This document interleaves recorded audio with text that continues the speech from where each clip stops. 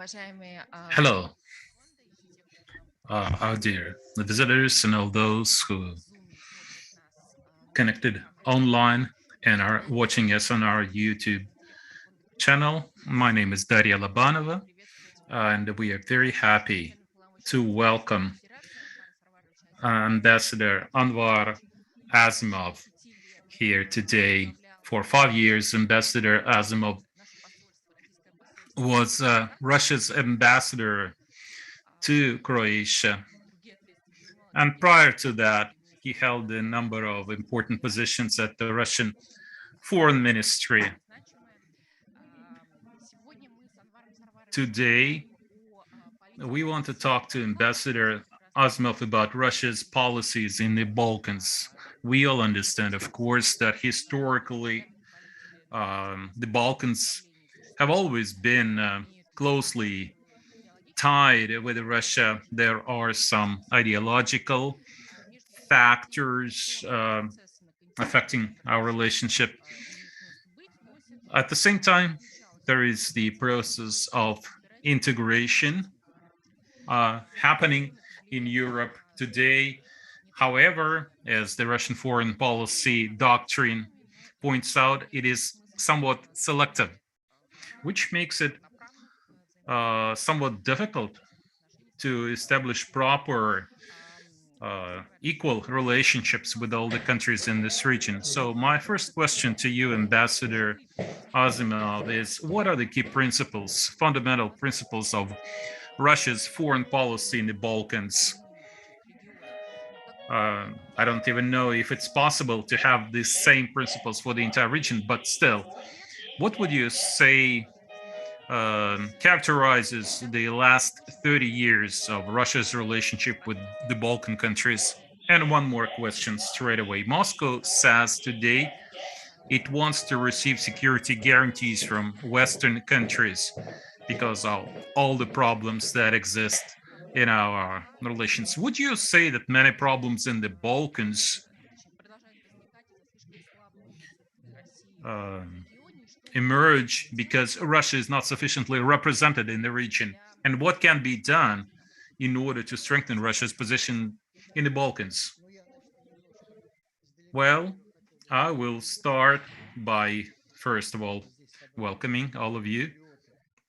I think the people who are gathered here are patriots of Balkan countries, people who are in love with this wonderful region.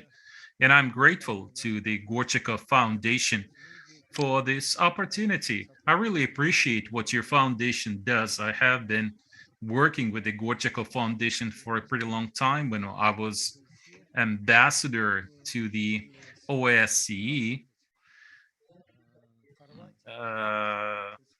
And then later on in Croatia, again, I worked with the Gorchakov Foundation. I remember well that we had a joint event together for military cemeteries. You know, the situation with the military cemeteries in Croatia is pretty good. We have 13 military cemeteries there, and I really appreciate how Croats treat our military cemeteries. There are 13 of those, and we have never had a single instance where there was some disrespect or maltreatment of Russian military graves. You, of course, know that the Third Ukrainian Front, together with the Josip Broz Tito's forces, and they had a lot of Croats. For example, one of them, a very well-known person, Croatian Colonel Chetina, unfortunately, he passed away. Okay, why is it that Croatia treats our military cemeteries so well? For example, in Lubatino, you know this was one of the most difficult battles for Broz Tito's forces and the Third Ukrainian Front, and our forces had to cross the Danube Some say up to 10,000 Russian soldiers and officers were killed in the process of crossing this river, and about 5,000 of them, according to our estimates, are buried in Croatia. The reason Croats treat our military cemeteries so well is because Croatia has a very active anti-Nazi alliance. The head of this NGO is my friend. I met with those anti-Nazi activists a lot. This anti-fascist, anti-Nazi movement is still quite active. And when I stepped down as ambassador, in addition to receiving an official governmental award, the Order of Branimir, and I'm the only Russian person who received this award, by the way, several hundred public leaders in Croatia contacted the government saying that my contribution to improving ties between Russia and Croatia was so significant. They also gave me their award, a red star from the Union of Anti-Fascists. They said there are only 5 people in the world who have received this award.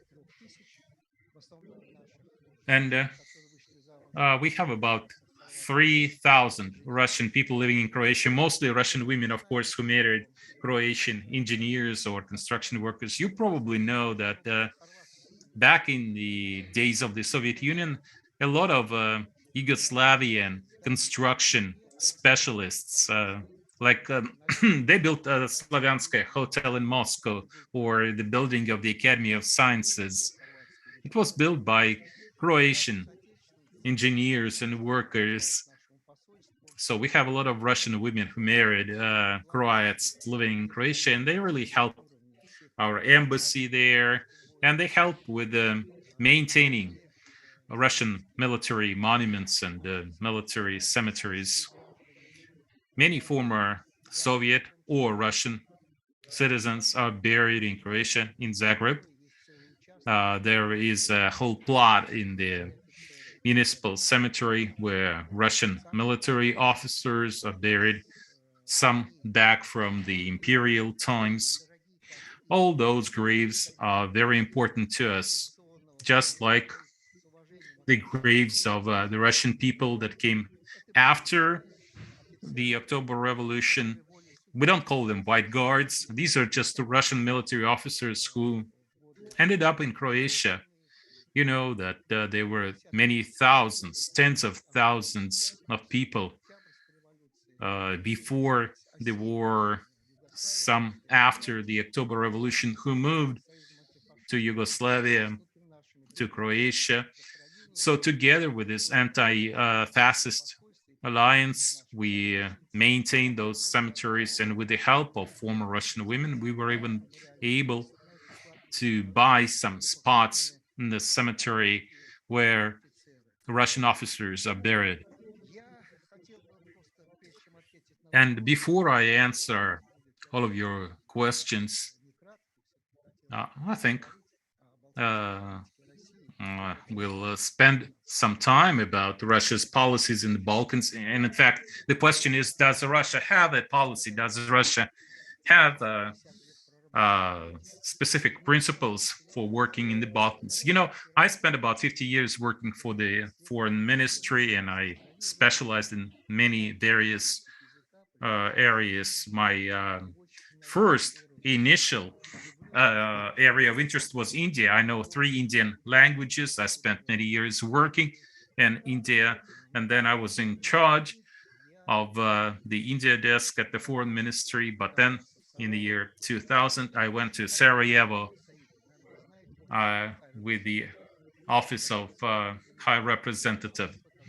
This is a kind of international embassy established at Sarajevo according to the Dayton Accords. I was Russia's representative at this office, and I'm And I'm proud of the fact that I worked with some outstanding Russian diplomats who were there. First, Vitaly Churkin, then Vladimir Chizhov, who is currently our ambassador to Brussels, to the European Commission. Then the third leader was a very important expert on Arab countries, Alexander Zotov. And then I was the fourth one at this office of the High Representative. Like I said, this office was a kind of international embassy. Of course, the Americans, the British, Germans, they kind of played the leading role there. And I had some unique experience when I moved to Sarajevo. I spent the first year in the district of Bisichka. This is one of the most difficult areas of Bosnia and Herzegovina. During the war, there were some irreconcilable difference between Serbs, Croats, and Bosniaks. 40% Serbs, 30% Croats, 30% Bosnians. It was extremely difficult to pacify this area. So we had to set up a bureau of the Office of High Representative there. And of course, we had American supervisors, a kind of governor. And I worked with him. And it wasn't easy for him to work with me, just like it wasn't easy for me to work during my second year at the office in Sarajevo.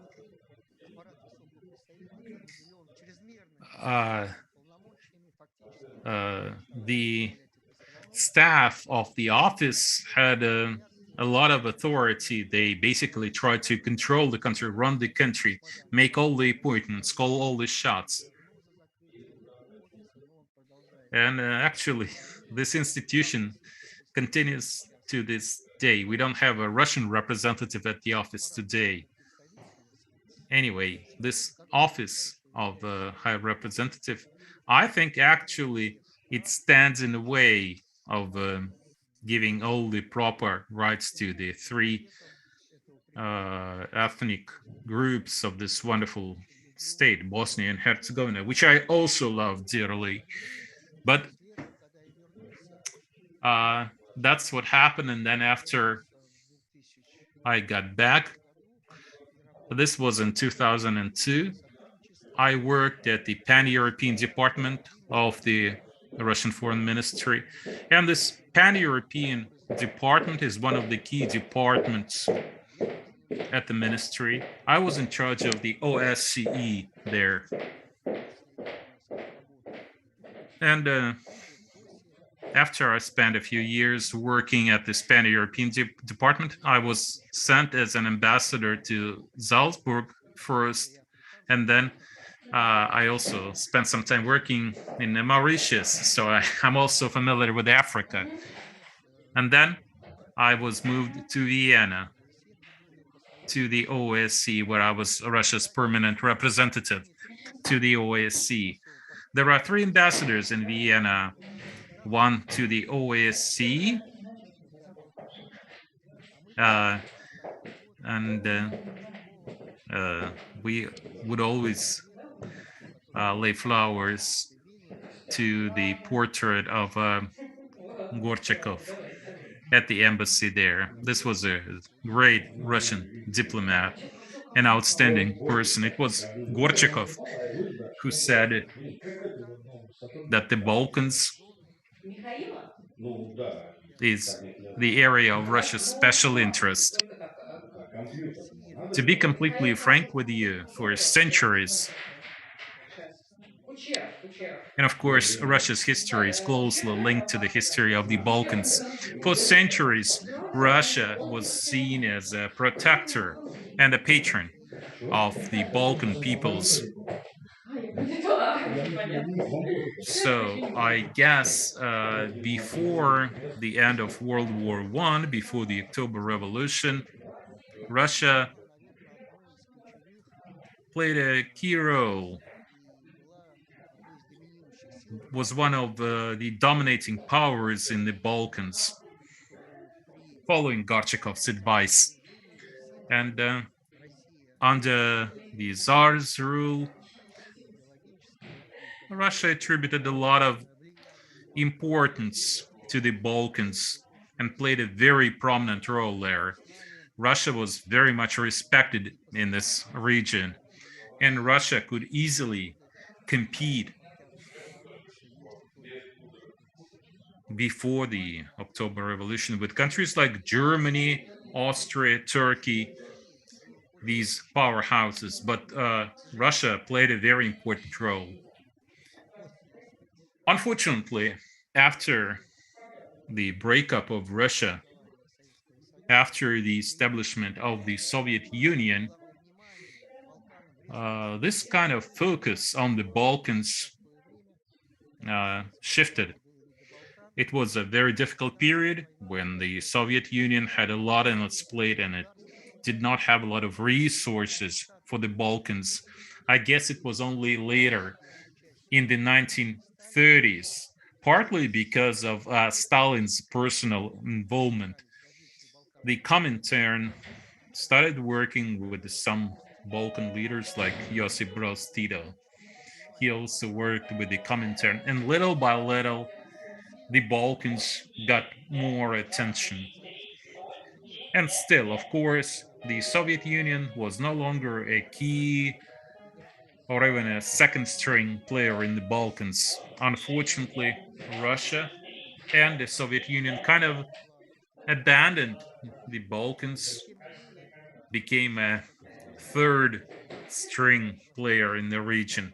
But still, like I said earlier, the history of our country is so closely intertwined with the history of the Balkans. These are our brothers. The people of the Balkans have a lot in common with us, and they always saw the Soviet Union. Now they see Russia. They treat us with a lot of respect. There was, I'm just giving you some background here, okay? I'll just spend 10 minutes to give you an overview of our history with the Balkans. The turning point happened after the end of the Second World War. We didn't expect Yugoslavia to become a socialist country, join the socialist camp. As you know, a number of socialist countries were established in Eastern Europe after World War II.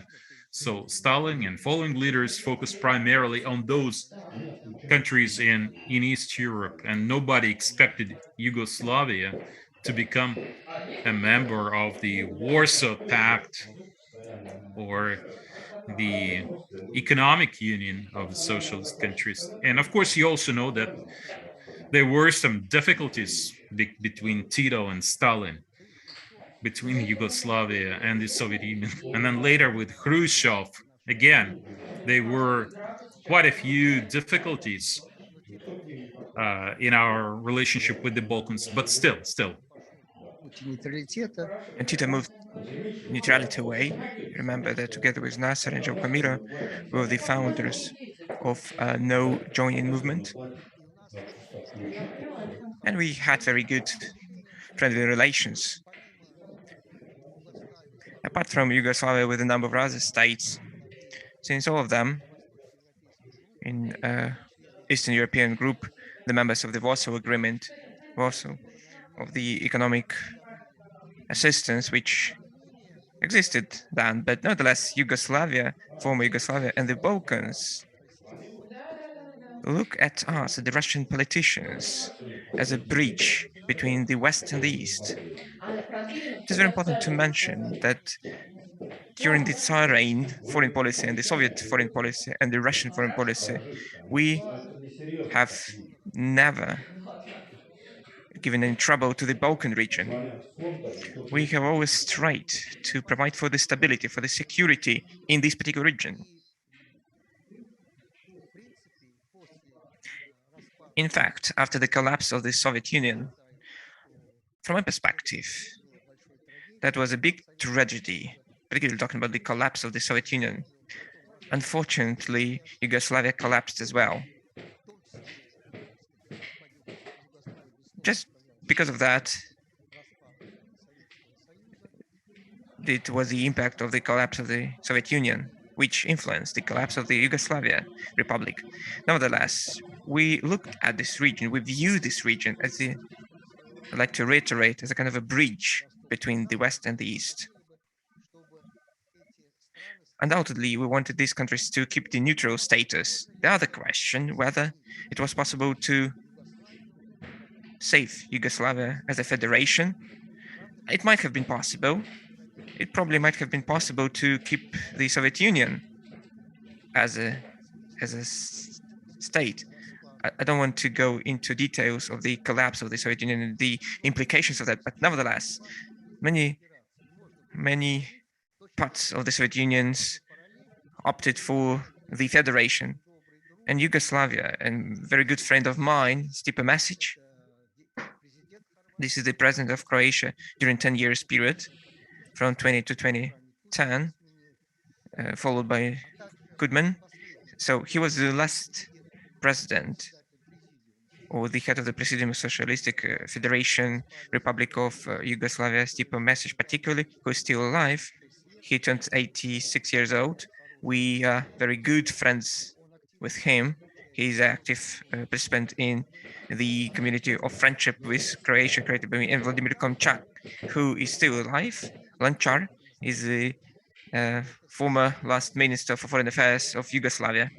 This is a big person. He lives in Zagreb. He is 96 years old. And they both told me that there was a capability of keeping Yugoslavia as a federation, but there's a Kuzman policy. And most politicians, other politicians who decided to take the full independency way for this state. For us, these particular years, particularly the 90s, were very hard ones when the Russian diplomacy was shaping, when the Russian state was shaping, actually, and the Balkans didn't have enough attention from us. It was mostly connected with the fact that after the creation of Russia, the Minister of Foreign Affairs was led by people such as Kozyrev, who focused on the development of the relations between Russia and the US at the cost of the national interest of Russia, and we lost many positions one by one, and the attention to the Balkans diminished a lot.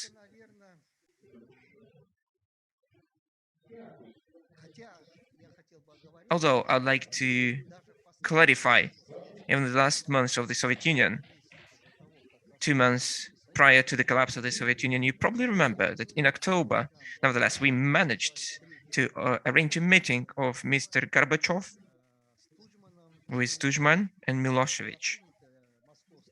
There was a Moscow Declaration of 1991, the October Declaration signed, where we tried to be intermediaries in reconciling Croatia and Serbia ceasefires.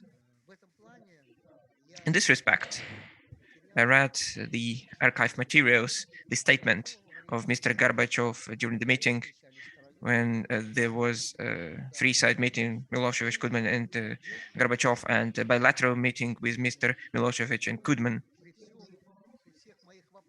With all the questions to Mr. Gorbachev I had, the history will tell us later who were the real people to blame for the collapse of the Soviet Union. I'm not talking about Gorbachev, but Mr. Yeltsin as well. So he bore the responsibility for the collapse of the Soviet Union. I'd like to mention that Mr. Gorbachev was very pragmatic in meetings with Milosevic and Kudman. He urged them to cease fire. But at that time, that was October 1991,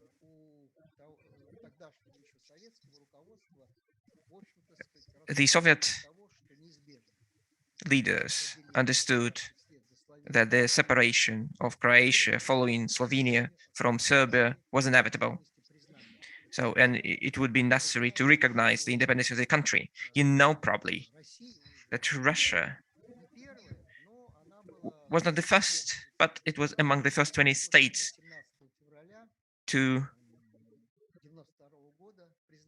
recognize the independence of Croatia in 1992, and one of the leaders of the community on the 17th of February in the Association of the Russian Banks, we held the event dedicated to the 30 years anniversary of the Russian recognizing Croatia as an independent state. Although the diplomatic relations were launched on the 25th of May 1992, but Russia was among the first states to recognize Croatia's independence. One of the first European states was Germany to recognize Croatia's independence, but we recognized Croatia earlier than the US. And my 5 years mandate in Croatia demonstrated that the older generations, the veterans of the Croatian policy, those related to Stepa Mesic, who is a life legend of the Croatian state, they did respect the position of the Soviet Union during the war against Serbia. But it occurred, Serbia blamed Russia for that. But a lot of weapons produced in Russia and the Soviet Union turned out in Croatia. The question was how those Russian and Soviet-made weapons turned out to be in Croatia, but a lot of supplies took place of fighters, aircrafts. Maybe that was affected through the territory of different states, through Ukraine, probably from Belarus. But you know that in the area of Croatia, as our C-300 anti-missile defense system was found, but it was found in Croatian territory, and unfortunately, to our deep regret, after the end of the war between the Serbia and Croatia, the system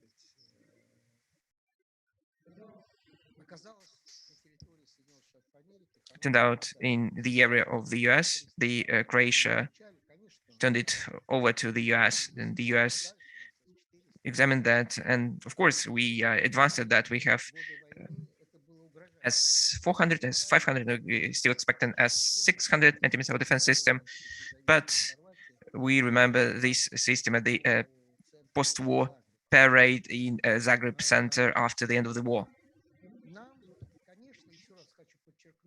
I'd like to highlight that after the independence of Slovenia, Croatia, and other states, after the collapse of Yugoslavia, wanted to see this region to be a neutral one, to keep neutral status. Regarding Russia, for us, it was very pivotal. In terms of increasing our footprint in the Balkans, that was a task in front of our state. Starting the second half of 1990s, we were talking about the Russian presence in the Balkans. Many things were lost. Our position was much weaker, and Daria mentioned such a word as a vacuum. Undoubtedly, to a particular extent, since New Russia had a lot of trouble, but the Balkans, we had to survive. Russia was on the knees. And the major area of our policy was the relationship with the US. You still remember the statement and address of our former President Yeltsin during the state to the US. Remember his official statements. And to a particular extent, so we focused on the developing relations with the European Union. It's quite clear, since the European Union was getting more importance, the vacuum after the leaving of the Soviet Union was filled by the countries of the European Union. We did understand that it would be very difficult to keep this neutral status for the Balkan states and their Euro-Atlantic aspirations sooner or later would be the case. Still remember when I was working in OSCE, so during our debates, when the Croatian ambassador criticized me for my position when I insisted that the OSCE should keep its influence in Croatia, that all the problems were not solved after the war against Serbia, but the Croatia wanted to close the presence and finish the presence of OSCE just to join NATO. That's what they did in 2009. That was the main task, to join the European Union, and the presence of OSCE was a big obstacle to that. And when there was a big attack from the Croatian representative, OSCE is a specific platform. We are very harsh in our debates. We voice our harsh positions, but we are very good, friendly relationships with the Croatian representative. But he criticized me for insisting on presence of OSCE in Croatia, and I kept on saying that we wouldn't forget about that. And he said to me, Mr. Azimov, we will never forget that you're the proponent of OSCE presence in Croatia. We have fulfilled all our demands, so we're striving for the European Union. And my answer to his statement was the following: Mr. Ambassador, Mr. Representative, maybe sooner or later I'll be in Croatia as an ambassador, as a representative of Russia, and we will see how the Croatian people and Croatian leader will view me. You consider me as an obstacle to your way to the European Union. He was very doubtful that I would turn out to be in Croatia, but the history twisted that I turned out to be ambassador in Croatia before 2015. During 5 years, I, as a slave on the boat, was the major negotiator with the European Union, and I strived for visa-free regime between Russia and the European Union. During 4 years period of time, we had very intense work together with our colleagues from the European Union. We called it a roadmap. The European Union didn't want us to achieve visa-free regime with Russia. And many states, particularly the Baltic states, the Poland, the Czech Republic, Scandinavian states, were against visa-free regime between Russia and the European Union. They believed that it should be Ukraine first, then Moldavia, followed by Georgia, Azerbaijan, and only after that Russia. But Russia is a totalitarian state, closed state. That's what they believed to be, that Russia would never implement this roadmap. There was a roadmap between us and the European Union. And can you imagine that within 4 years period of time, we negotiated with the European Commission, and they just backed, just seeing me, not because of my professional approach, but I have the representative of 20 Russian ministries and agencies. So very professionally, we just outplayed, were stronger, and we proved that our system, the security on the borders connected with passport regime, was not worse, but in many cases was even better than for a number of European states. We have a very equal dialogue. To every sneeze of them, we gave our sneeze. They sent 5 monitoring missions checking the activity of different agencies, the Border Control Service, the FSB, and we went to them on site to do the same. Not to take much of your time, but to say that by 2014, but when the Ukrainian story started, 95% of all the demands were met in terms of the free visa regime roadmap. And we thought of 2015, 2016, probably the start of signing the agreement on visa-free regime. All the questions were resolved.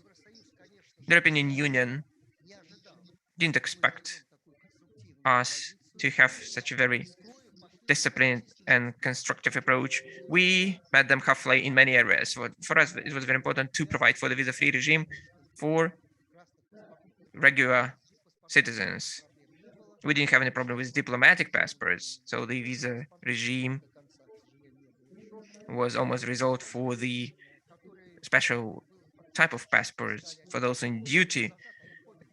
But the European Union understood that they didn't have the alternative. All the roadmap demands were met. We were ready for the visa-free regime using this Ukrainian situation. And the first decision of the Brussels in terms of the relations between the European Union and Russia after the Ukrainian situation is to freeze this visa-free regime dialogue. Unfortunately, it was frozen.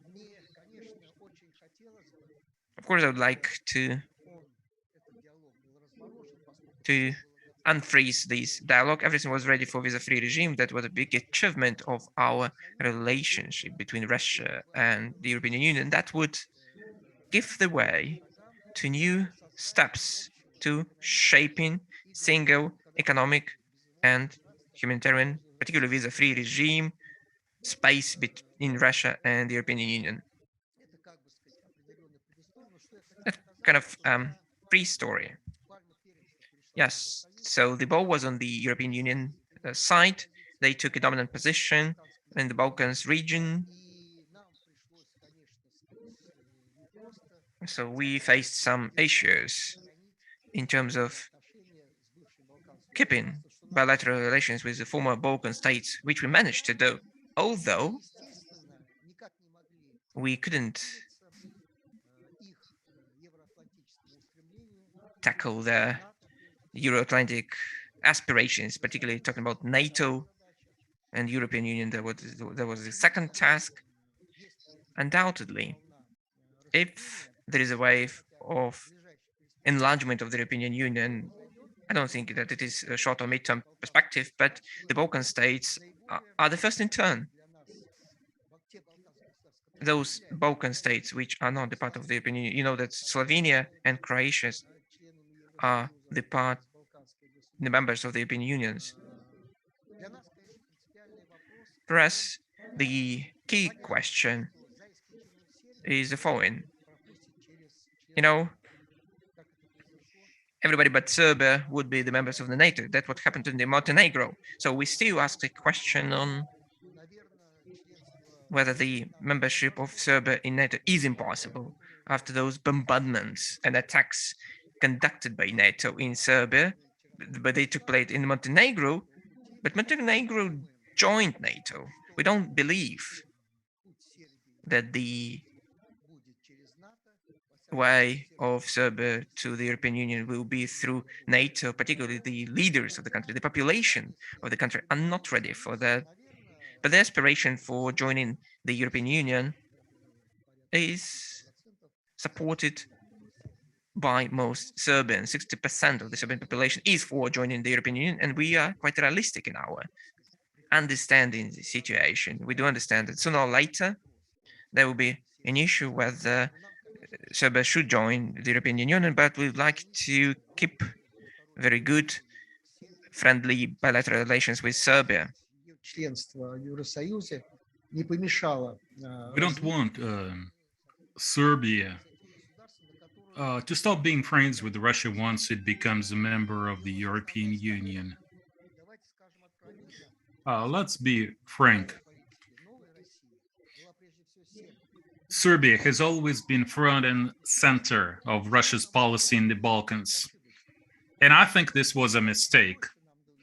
Of course, it was easier for us to work with Serbia, but I'm still very happy when Evgeny Primakov was foreign minister, Russia started paying more attention to the Balkans,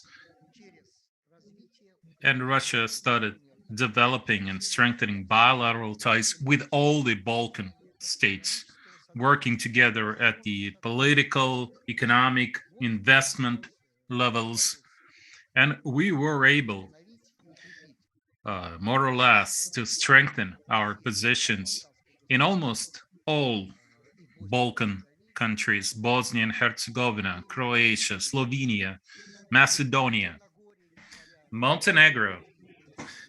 Even in spite of all the difficulties, Russia's economic and investment positions in Montenegro are quite strong, even though we've lost some of the ground recently. So, in short, it was very hard for Russia to play this kind of a multi-dimensional game in the Balkans. It has always been Germany, France providing aid to the Balkan countries, and the United States, of course. So these leading European powers and the United States, they worked together and they were able to dominate in the Balkans. And still, we were able to maintain bilateral ties with those countries and actually strengthen them. And since we weren't able to do this in a multi-dimensional, multilateral way, we were basically working through bilateral ties. Going forward, actually, even when I was in the OSCE and when I negotiated with the EU, my position was very tough. I challenged the EU position on the Balkans, and still being a realist,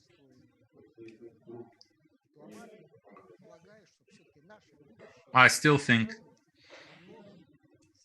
the future of our policy in the Balkans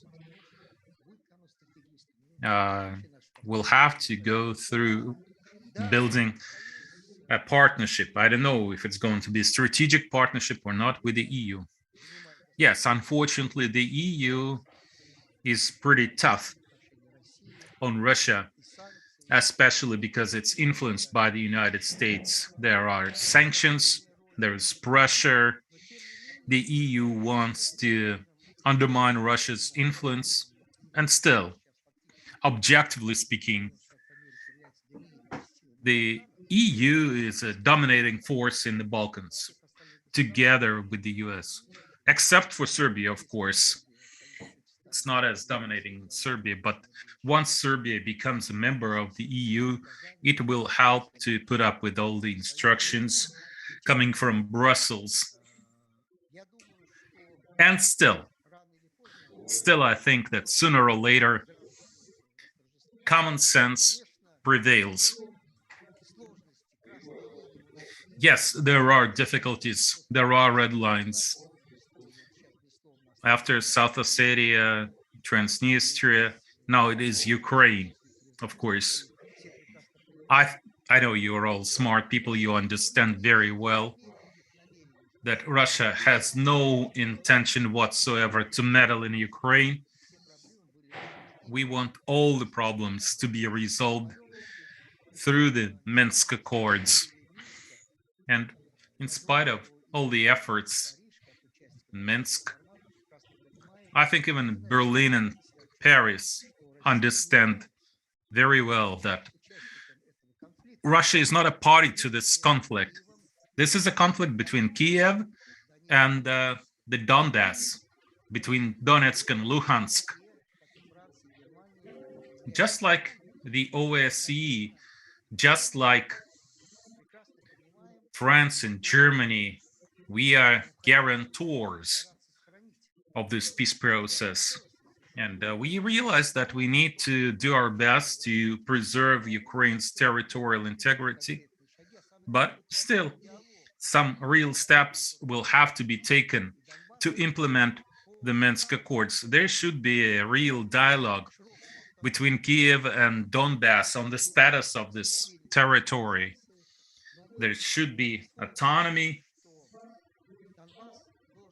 And still, we believe that the Donbass should remain part of Ukraine. Of course, it should have special status It should have autonomy, and the rights of Russian speakers, Russian people, should not be infringed on. Many of those people have Russian passports, by the way. We care about those people. But Russia did not recognize the Donbass as a self-proclaimed new territory, new state. We did not annex the Donbass. Russian people, we did not make it part of Russia like we did with Crimea. No, we still want to reach a compromise with Kiev while maintaining Ukraine's territorial integrity.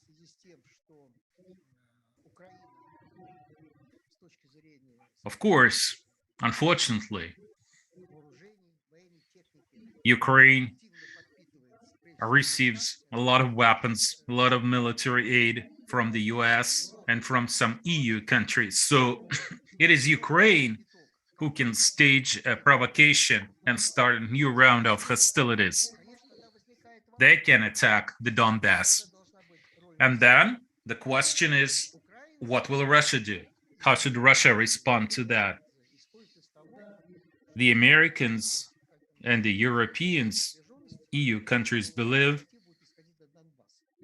it will be the Donbass who will initiate the next round of hostilities. And people in the Donbass are aware of that.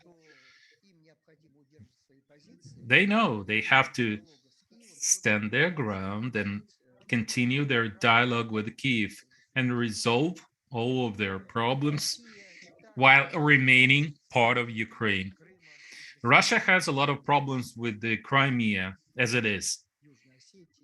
We still have a lot of problems because of South Ossetia and Abkhazia and Transnistria.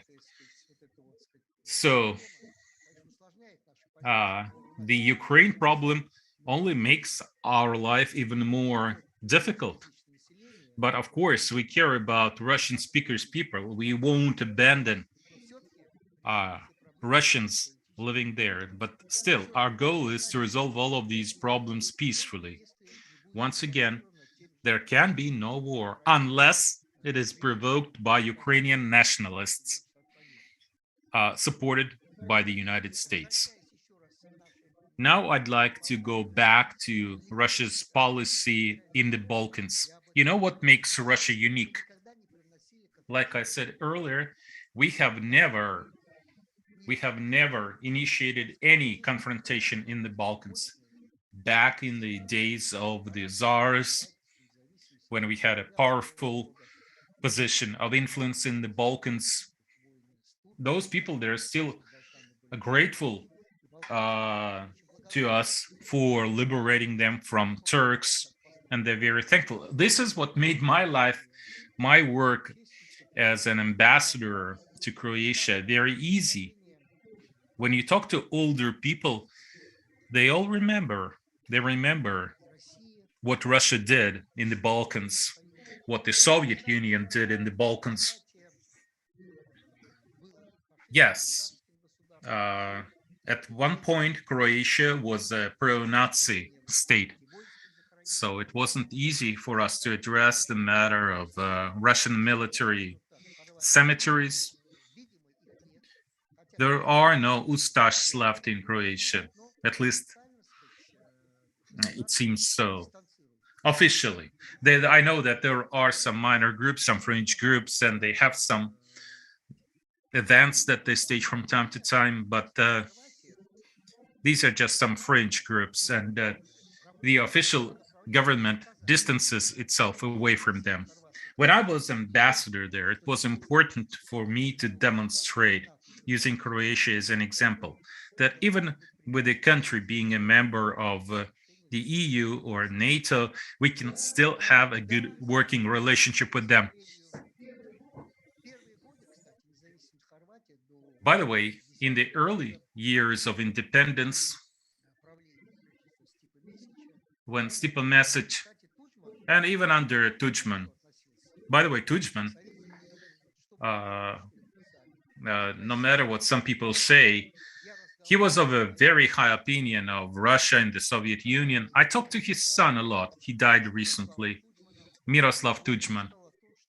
And Miroslav would tell me that his father actually appreciated what the Soviet Union did and what Russia did.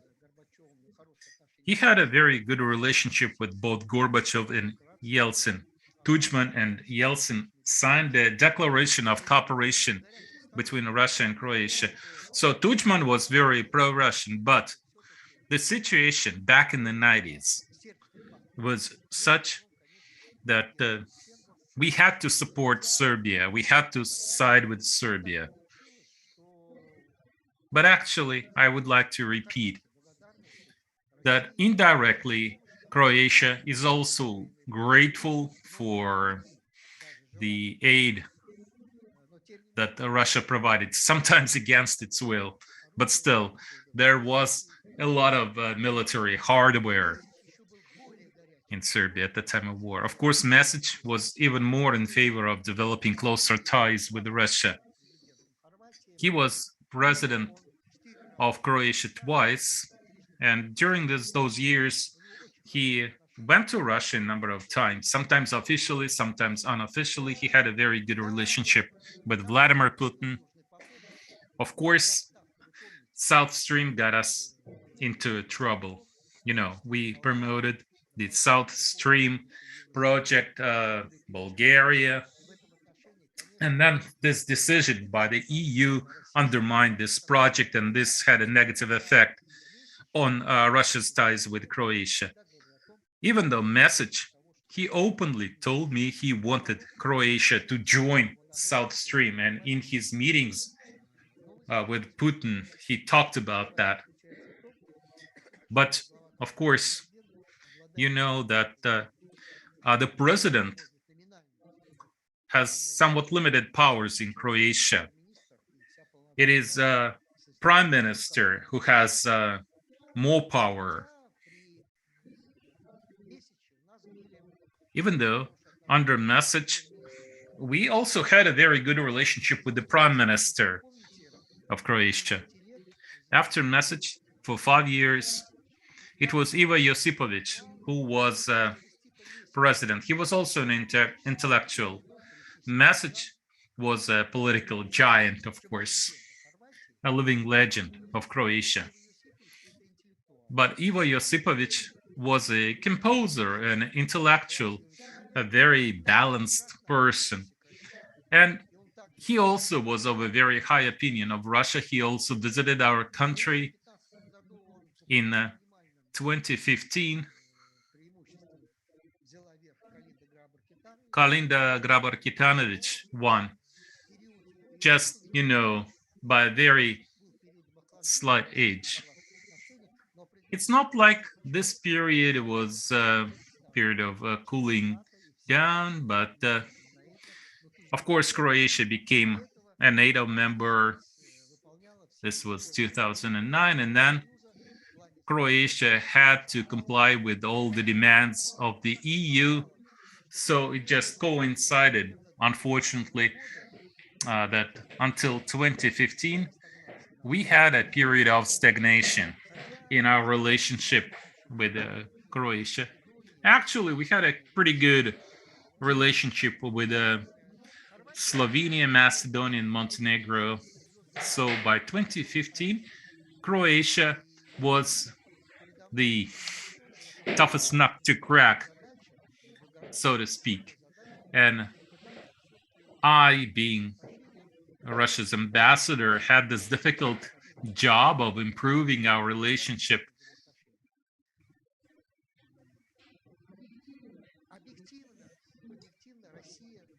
Objectively speaking, Russia is different today. Russia became stronger. Russia is no longer on its knees. Russia is a global power. Of course, we don't want to be number 2 in the world like the Soviet Union was back in the day. We want to have a multipolar world. What is actually the biggest reason behind all those tensions with the United States and with the EU, as the EU follows in the wake of the US? The biggest reason is our perception is completely different. I mean, the way the Americans see the world and the way we see the world, these are two totally different views. To them, the world is still unipolar. To them, Russia has no role to play in the world, as well as China, India, and other countries. The EU, to us, the EU is an important pole in this multipolar world, and we are ready to work with the EU. I'll talk about this a little bit later. I think we will be able to overcome the current difficulties at some point and we'll rebuild our ties with the EU. We are all interrelated. We have economic ties and we are natural partners with the EU. For political and ideological reasons, the EU is closer to the US, but based on its national interest, it's closer to us, Russia. So we should definitely build this kind of a common space, closer space with the EU. We will get no dividends out of confrontation with the US or the EU. Yes, it might seem to some that we are doing well on our own in this kind of isolation without the US, without the EU. But actually, we do have a lot of problems, primarily in terms of investment and economically. Our current situation is unprecedented. We have never had such difficulties before. This is why.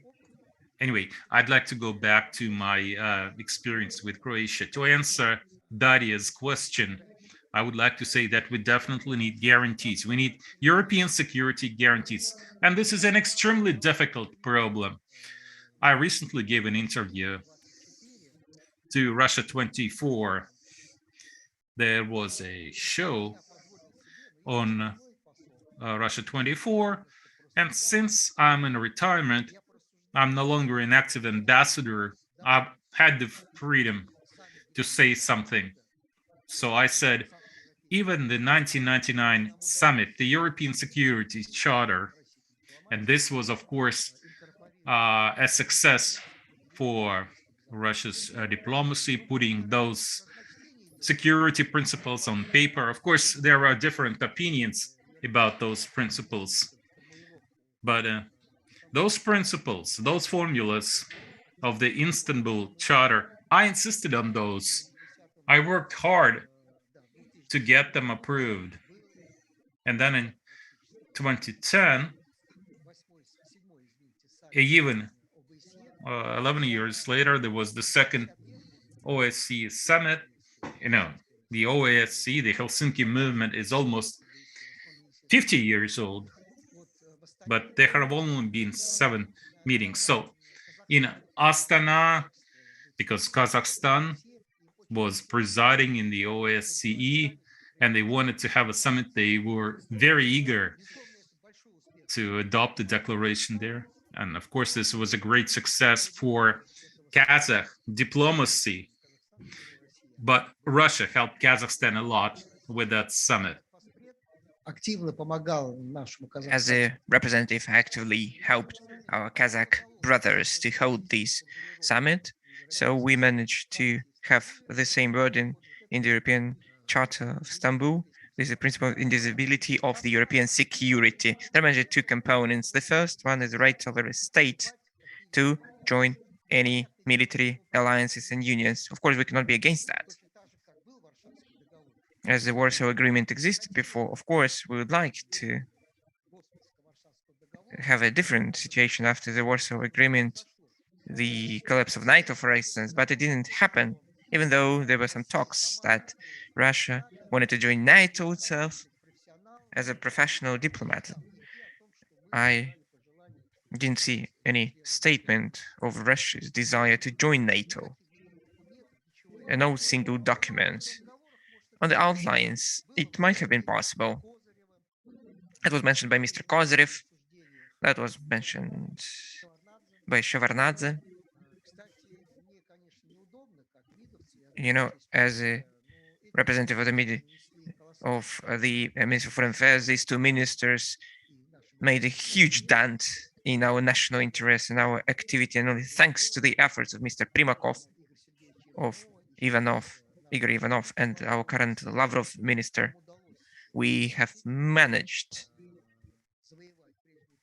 to capture the former positions, to increase the authority of Russia globally as a state which strives for multipolar world order, and to be a stabilizer, to have a stabilizing role apart from confrontation. The second task, the major task, was to have a particular role in the Balkans. That's what we managed to do is in Bosnia and Herzegovina. So thanks to our effort, we managed to have the Dayton case. So the Westerns wanted to dilute this notion, to dilute the situation. And of course, the Republic of Srpska is a big problem for that in the Bosnia and Herzegovina. This is a very interesting situation to at heights. So there were some movements, and the Croatians shouldn't blame me for that. The Croatians themselves wanted to have this third enclave in the Bosnia and Herzegovina, but unfortunately it is not possible. We need to keep this Dayton formula in place. Two entities, three major peoples, Bosniak, Serbian, and Serbians and Croatians. In Bosnia and Herzegovina, there are a lot of Croatians, but there's going to be a union of Croatians with the Croatian state. As personally, I'm very doubtful that there's going to be a union of Republic of Srpska with Serbia, since the Republic of Srpska inside Bosnia and Herzegovina is a part. Bosnia cannot be part of NATO. The same concerns NATO. Moldavia cannot join. It's Pridnestovia is still the part of Moldavia, which is totally against joining NATO. Thanks to the Russian diplomacy, that's one of the components of our foreign policy in the Balkans. We still managed to keep the world stable, secure in Bosnia and Herzegovina. To have this Dayton formula in place, the major task is to close this organization of high representative, which is opposed by the US and by the European Union. We do believe that the full authority should be given to the peoples of the Bosnia and Herzegovina. When I was in District Zbručka in 2000, the Americans decided quite difficult Bosnian with Serbians, Croatians, and Bosniaks to turn in one of the mini state of the US. What these supervisors did. You cannot imagine that. This kind of a governor who was in charge of the Brčka district. He appointed the mayor, appointed deputies, minister. I was totally against that. He can play to Ashdown to take this Azimov out of me. He's for Serbians. He's a big obstacle to my movement of other ideas. The juries, American jury courts started to introduce the justice system, the educational system. I was totally against that. I opposed to that. But even regardless of their efforts, when at the end of the day, the Serbians regretted when I left, because I was a guarantor of their security. I was totally for their interests. I protected the interests of that, both the interests of Croatians. I have very good relations. From the perspective of the diplomacy,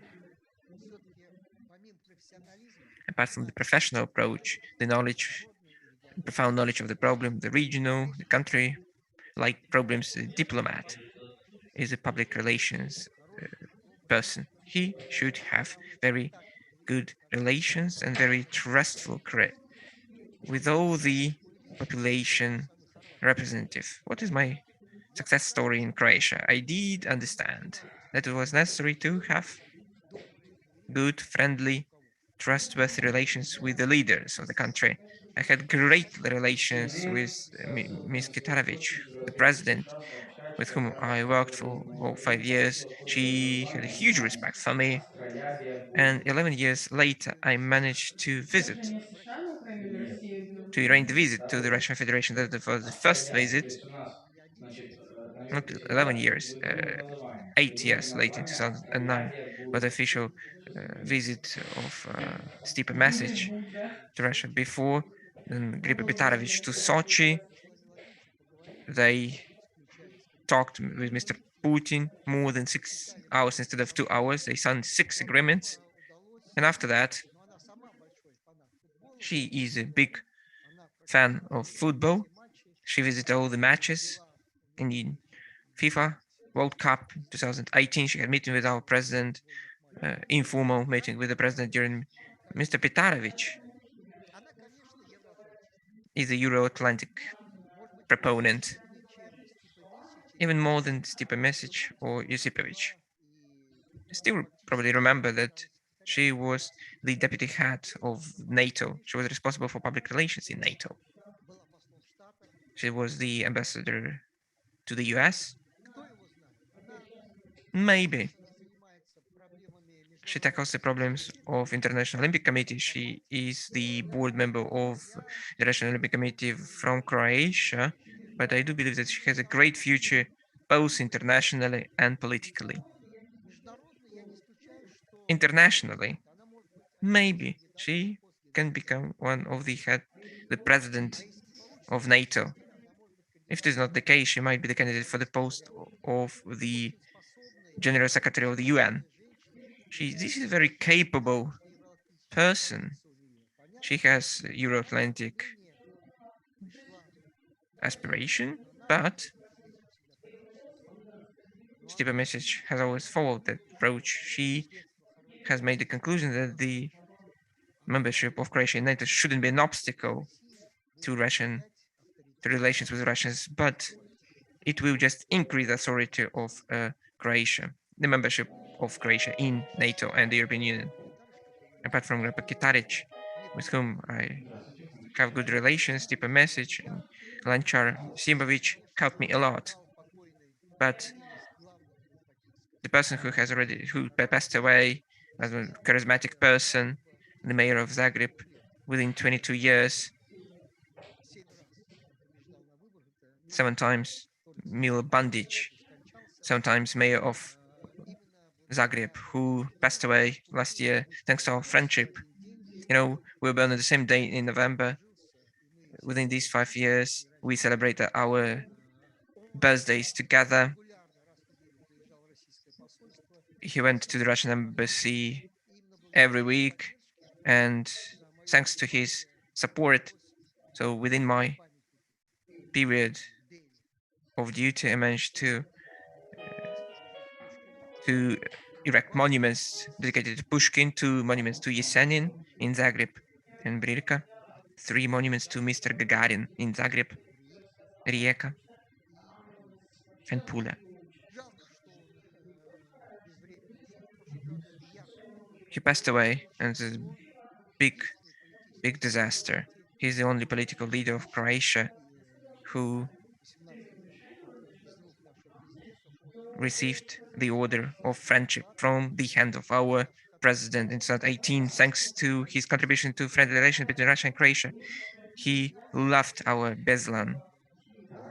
When he was a mayor for the last 15 years, every year, free of charge, after the tragedy in Beslan, every year he took 50 school children free of charge from the Beslan, those who were the witnesses of the tragedy. All the 15 years, for the account of Zagreb, he arranged trips for the children from the Beslan to the coastal area. Unfortunately, this practice is over since there is a new mayor in place together with Bandic. Every summer we went to arrange these events with the Beslan school children. Now, one of the squares is supposed to be dedicated to Mr. Bandic, named after him. Apart from that, so the capability of the diplomat to have relations with good political power. I have great relations with the ruling party of Croatia, with the Socialistic Party leaders, informal relations. Croatia is famous for its sea, for its hospitality, for its wine, for its cuisine. Every weekend I had informal meetings with my Croatian friends, with ministers, most of them, with the heads of different agencies. But to be self-critic, after Mesic and Kosor was the Prime Minister of Croatia, Matusha, Prime Minister, with good attitude to Russia since 2010, the Prime Minister of Croatia, who keeps power, have been very restrained in the relations with Russia. They didn't accept the Russian ambassadors. Unfortunately, didn't manage to have meeting with Milanovic, the former prime minister, with the current president. He's not pro-Russian. He is very constrained. He has very constructive approach. He had good attitude to Russians, but he's Euro-Atlantic proponent. A week ago, I gave a big interview to the Evening List newspaper, in which I dwelt on Milanovic Euro-Atlantic proponent statements and assessed his statement about Ukraine.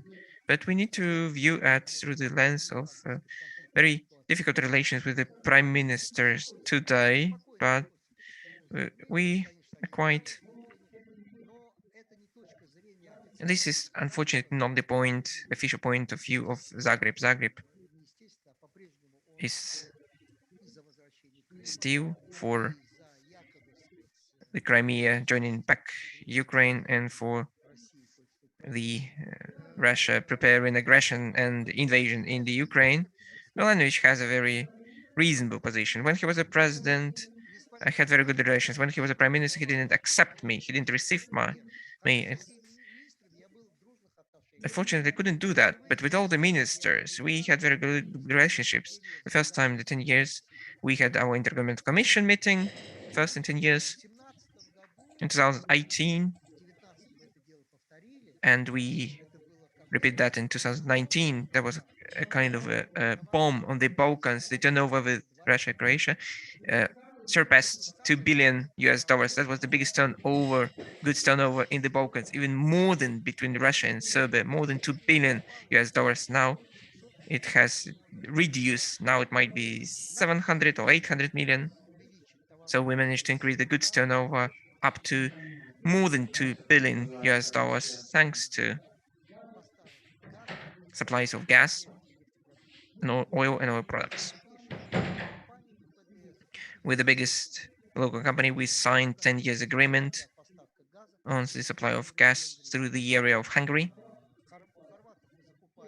We purchase the pharmaceutical goods, the cosmetics, textiles, shoes, footwear, leather goods from Croatia. The goods turnover was more than $2 billion. That was a great achievement of ours.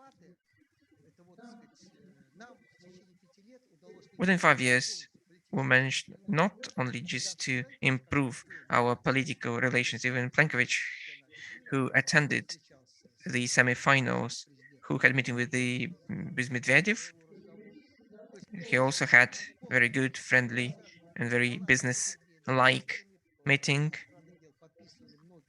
We signed a lot of agreements. Within the 5 years, we signed 15 documents between Croatia and Russia, which is a great thing. So we managed to increase the economic and trade relations. Of course, there are some problems associated with our investment in Croatia. More than 1 billion of euros worth of investment in a Horakor company, Fortanova company. This is a separate story to be discussed, the cultural interaction.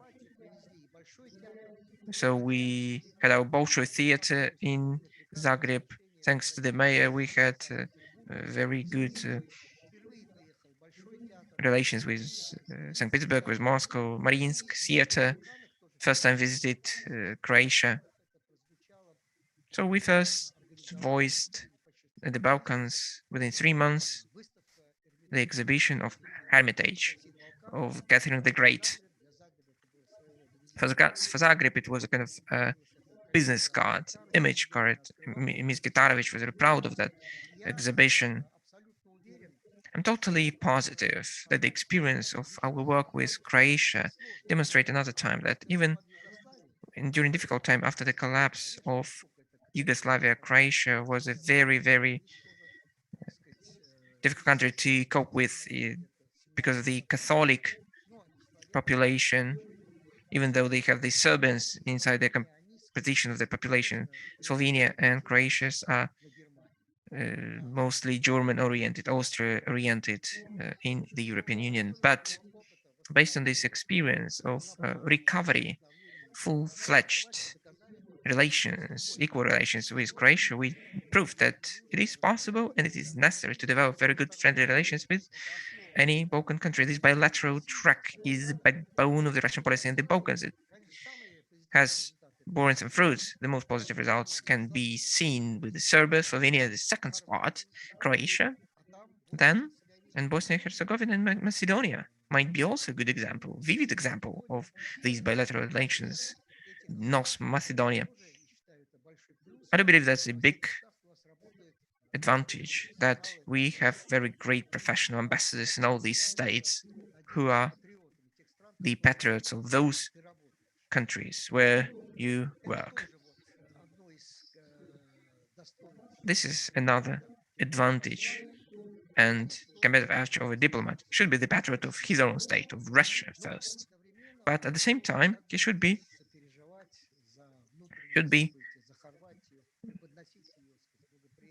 patriot of this country, domestic affairs in this country. Whenever I worked in India, I worked in India for 15 years.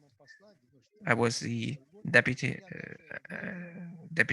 ambassador during 90s in the Ministry of Foreign Affairs. I was called the pro-Indian. When I worked in Croatia, I was labeled as a pro-Croatian, and I'm proud of that. That for me, it was very important to demonstrate that good and friendly Croatian people first, even the youth, mostly Euro-Atlantic proponents, even the youth understands Russia, wants to be together with Russia. And I'm very happy that in Croatia has made, in conclusion, we need to thank Kitarovich for that.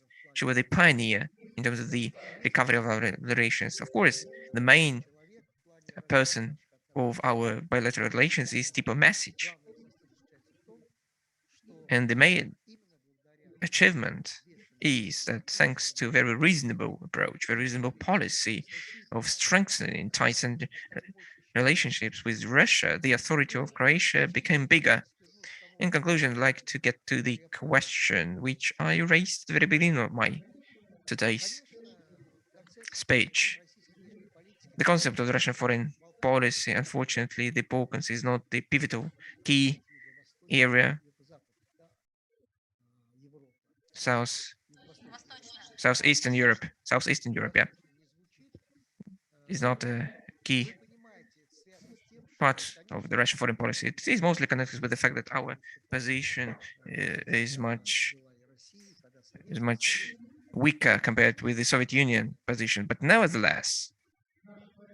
But still, you know what our major achievement is? Even despite all the Euro-Atlantic aspirations, even despite Serbia's EU ambitions, we can still have a pretty strong bilateral relationship, and we still hope to expand them. I think our biggest potential is sooner or later this will happen when we restore our relationship with the EU and when we see each other as partners, including strategic partners even,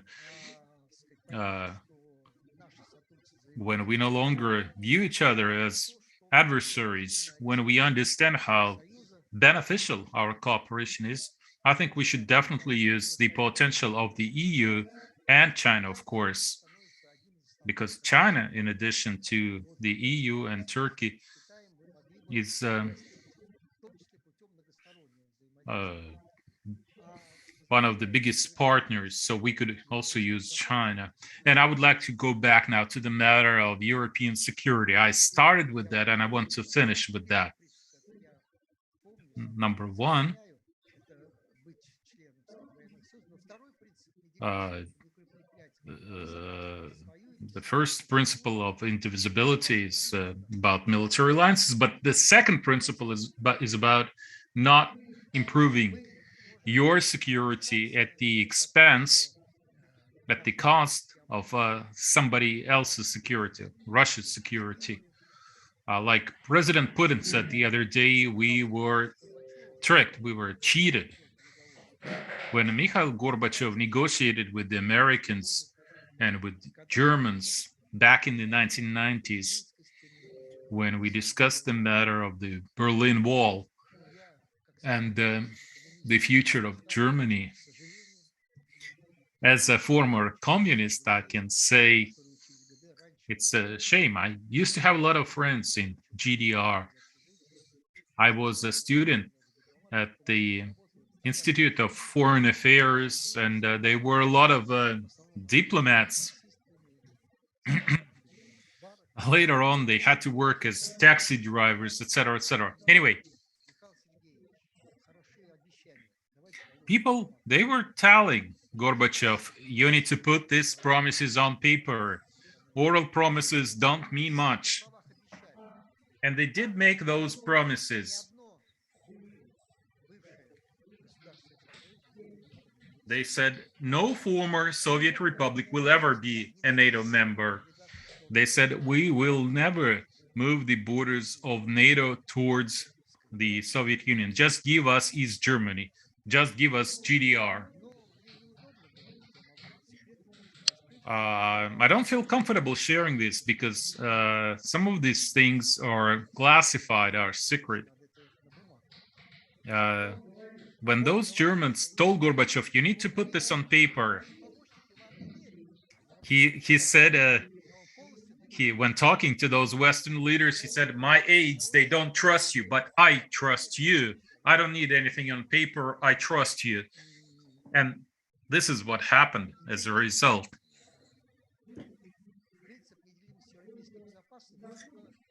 Indivisibility of European security. On the one hand, it's on paper, it's official. It's part of the NATO-Russia Founding Act, but nobody abides by this rule. Our Western partners, they just ignore it.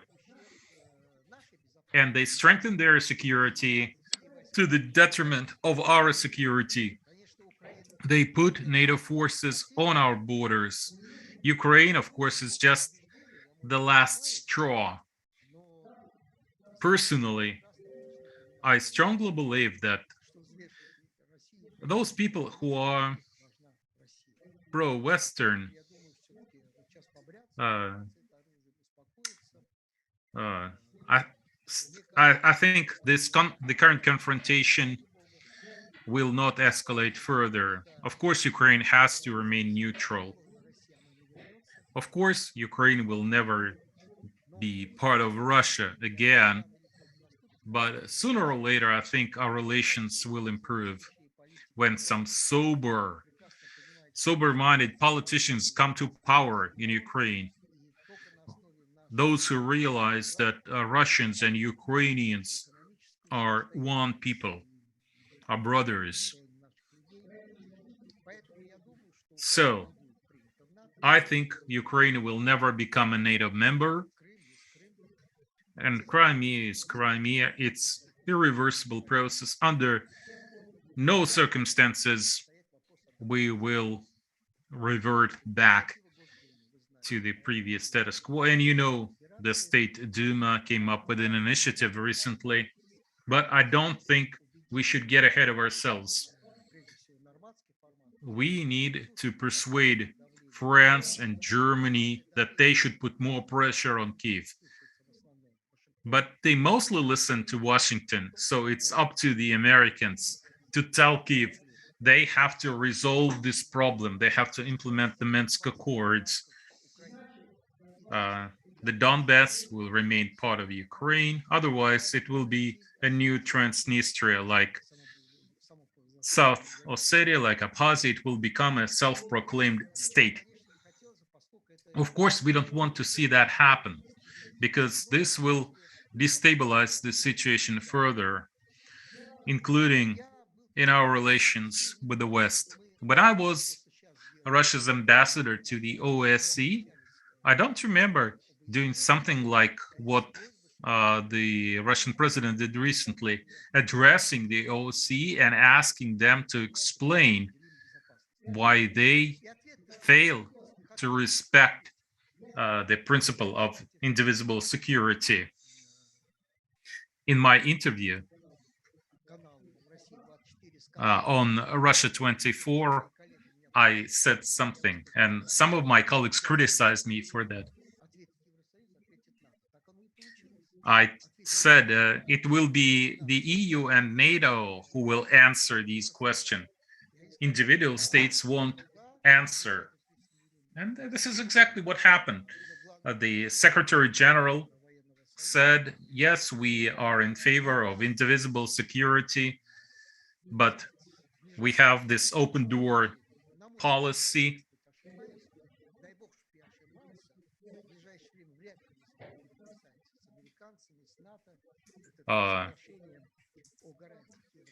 I don't think we will be able to sign this agreement on security guarantees anytime soon. And in 2009, I talked to the OEC trying to push through our draft on collective security.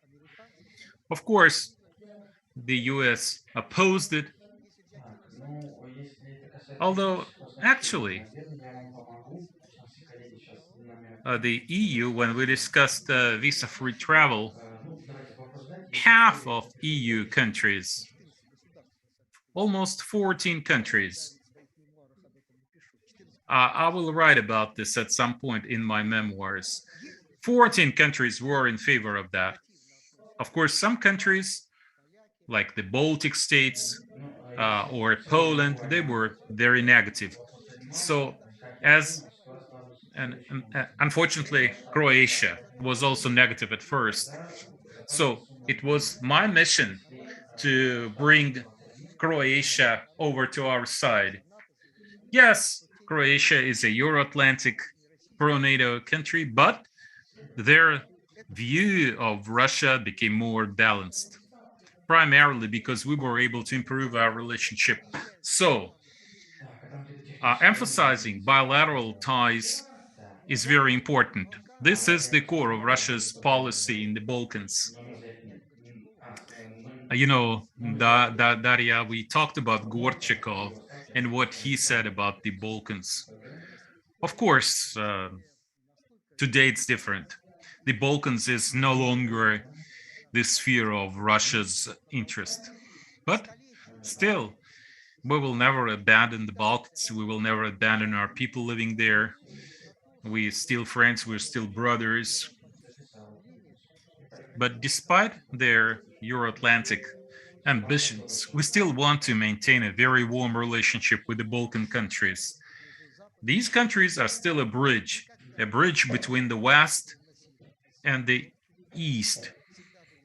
Like I said several times already, we've never been confrontational in the Balkans. We have always been in favor of peace and friendship and expanding our economic ties.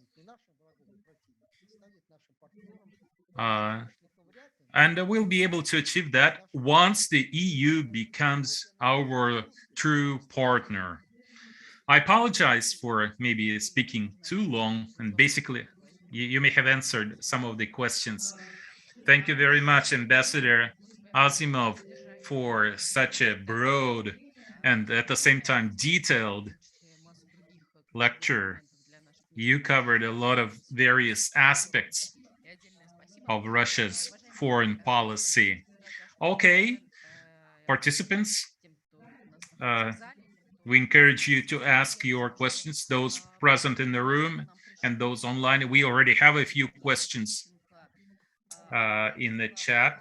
Evgeny Tishenko, Ekaterina Antina, Vladislav Belousov. I think we can alternate between offline and online. Yes, I will be very brief. I will just ask Sandra to moderate the rest of our meeting today. Please use this mic. Hello, colleagues. My name is Sandra Stojkovic. I'm coordinator of I'm program coordinator at the Gorchakov Foundation, and I'm truly a representative of the Balkan region. Where are you from? Originally, my dad is Serb, and my mom is Slovenian. Serbia, Slovenia, wonderful countries. Thank you very much. Well, I'm very happy that there is a lot of interest always in the Balkans with our audience. And it's great that we have Ambassador Azimov with us today. I would like to point out something. When I first met you, and I had some very positive experience working with your colleagues with when you were Russia's ambassador to Croatia. I'm really grateful for that, and I hope the same level will continue. Oh, I know the guy you're talking about, and he's currently uh, in charge of our EU efforts. He was a very talented diplomat. Yes, our best wishes, and hopefully the new. Oh, he was my student, and all of my students are very talented. Denis Khalipov will soon be appointed. Congratulations. All right, so let's alternate. One question from Zoom. I'll read the first question to you. When Bosnia and Herzegovina becomes part of EU, there will be an issue with the Croatian minority. And can this become a bigger problem if Bosnia becomes a NATO member?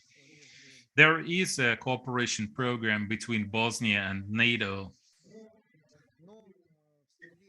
but I think becoming a NATO member will be problematic for Bosnia. I don't see this happening. And what you said about the Croatian minority, I don't think this will be an issue. I don't think this could stop Bosnia from becoming an EU member. I think there will be some electoral and educational reforms in Bosnia, and the rights of the Croatian minority will be restored in full. I don't think the way to resolve this problem would be to set up some new entity for the Croatian minority. But Croatia, and Russia supports Croatia in this matter, Croatia really supports the Croatian minority and protects their interests. I think their interests will be properly protected and represented through these electoral reforms. So I don't think the Croatian minority will be a big issue. I hope our listeners on Zoom are happy with your response. Do we have a question from the room? Okay, Tatiana. Hello.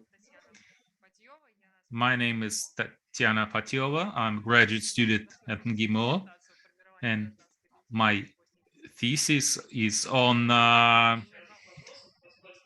Bosnia and Herzegovina and North Macedonia, I have a very brief question. Number one, a very practical question. You worked at the foreign ministry, 25 years abroad and 25 years in Moscow. And you also worked at international organizations.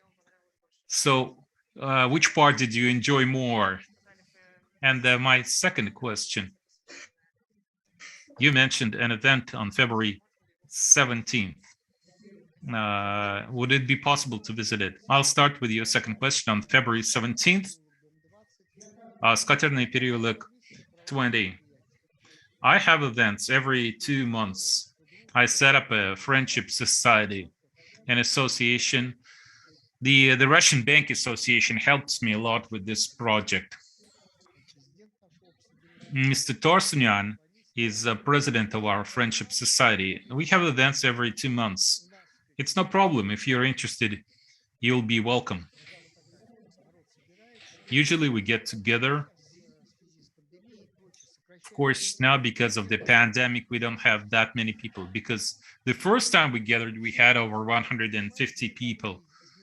Our Russia-Croatia Friendship Society is one of the few societies that are doing well, because I'm also a member of the Russia-India Friendship Society. They're not doing as well. By the way, your foundation might be interested. We will mark 75 years of restoring diplomatic relations between the Soviet Union and India in April, so we could organize something on Russia-India relations in April. Anyway, we'll all be welcome. We get together, we talk. We have some speeches. We have 2 or 3 speakers speaking in Moscow, and we always have Zoom. This time, we'll have a message on Zoom. Josipovic, former presidents. Vladimir Lanchar, the last foreign minister of Yugoslavia. Then the parliament has a friendship group, and we created a similar friendship group in the Federation Council. Ivan Terish will speak on Zoom. They also have a friendship society in Croatia. Maybe some of the experts. We have 11 people who want to speak. Usually we spend about 40 minutes, and then we play some music. This time we have a quartet, and then some nice wine. So that's what we do every time. So you will all be welcome. This will be at 5 p.m. Skaderny переулок 20, a Russian Bank Association.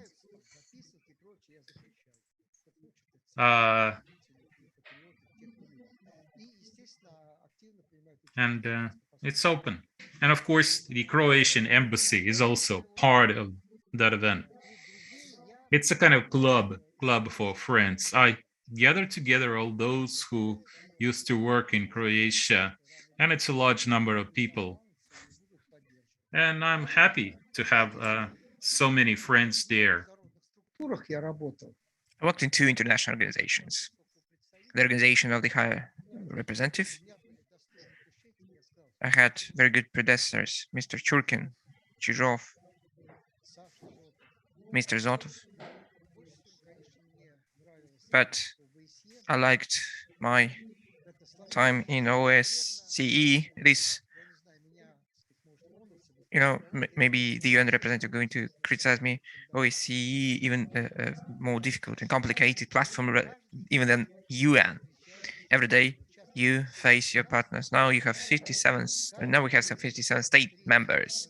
Every day you have meetings with different representatives, with ambassadors. Every Thursday there is a huge debate concerning Ukraine. When I was there, it was about the Caucasus, about Abkhazia, the South and South Ossetia. And the question is, and there are many proponents for Russia leaving such complicated structures. Another one is the Council of Europe, responsible for the human rights. So many say that Russia should leave both these organizations. That would be a huge and grave mistake for us. This is a great opportunity and platform which we need to make use to promote our interests. OSCE is a platform we cannot replace. I cannot say that it is the biggest result, but it is type of result that we managed to achieve. During my time in OSCE, managed to increase the authority of Russia, the Russian representative to OSCE. Maybe many hated us over the years. All the representatives of OSCE read their statements. I didn't do that. I took around 2 hours without any preparation. Nobody left, actually. Everybody respected Russia. I protected Russian interests. Even some articles that Russian, the bulldozer just destroys the Russian, the American and European representatives. But they respected us, and I spent there about 3 years before. But that we cannot be tied to more than 5-6 years. I was a representative to Zambia in Africa, very rich, clean country with good people, with good attitude to Russia. It was the center in Southern Africa. We worked in Botswana, Mozambique. That was the first embassy in that country. I was removed from there, managed to increase the authority of Russia, managed to do that. We arranged summit and incorporated Astana's declaration.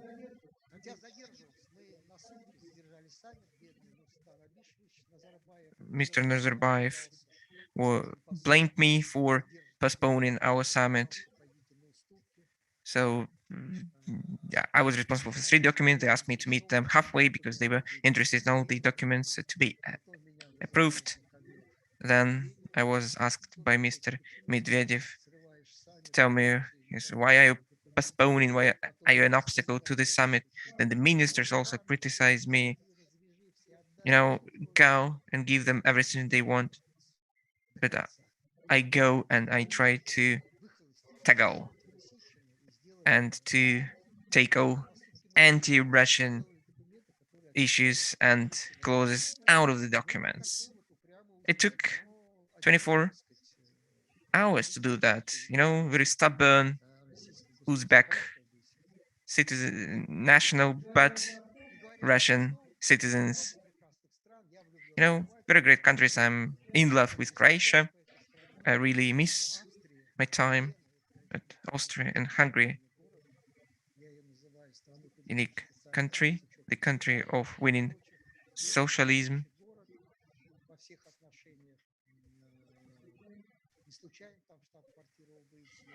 It has the headquarters of OSCE.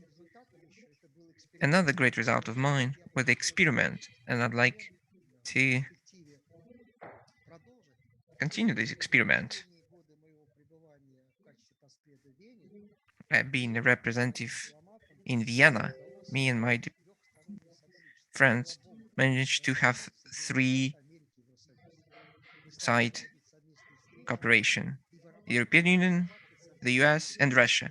We started to shape common documents, common projects, and we managed to do that. Of course, we had to give some concessions, but we demonstrated an explicit example of how Russia can cooperate with the European Union, with the US, in a 3-sided approach. I'd like to continue this project, and the future of security, international cooperation will depend on the 3 powers: European Union, the US, and Russia, and apart from that, India and China. That would be the main pivotal powers. Thank you so much. Let's read out the question we have in Zoom. There is a question. Today, Mr. Volodin, Speaker of State Duma, signed draft statement to the President of the Russian Federation necessity to recognize the independence of Donbass and the Republic and Lugansk Republic. Is it the likelihood of that, and what will be the implications? You know, the State Duma and this Federation Council, I cannot but support the initiatives. As a professional diplomat, I can only express my personal point of view. Today, I wouldn't accelerate that process. The major area of our focus should be on the implementation of Minsk agreement together with Kiev and Donbass, solving the issue of Donbass status.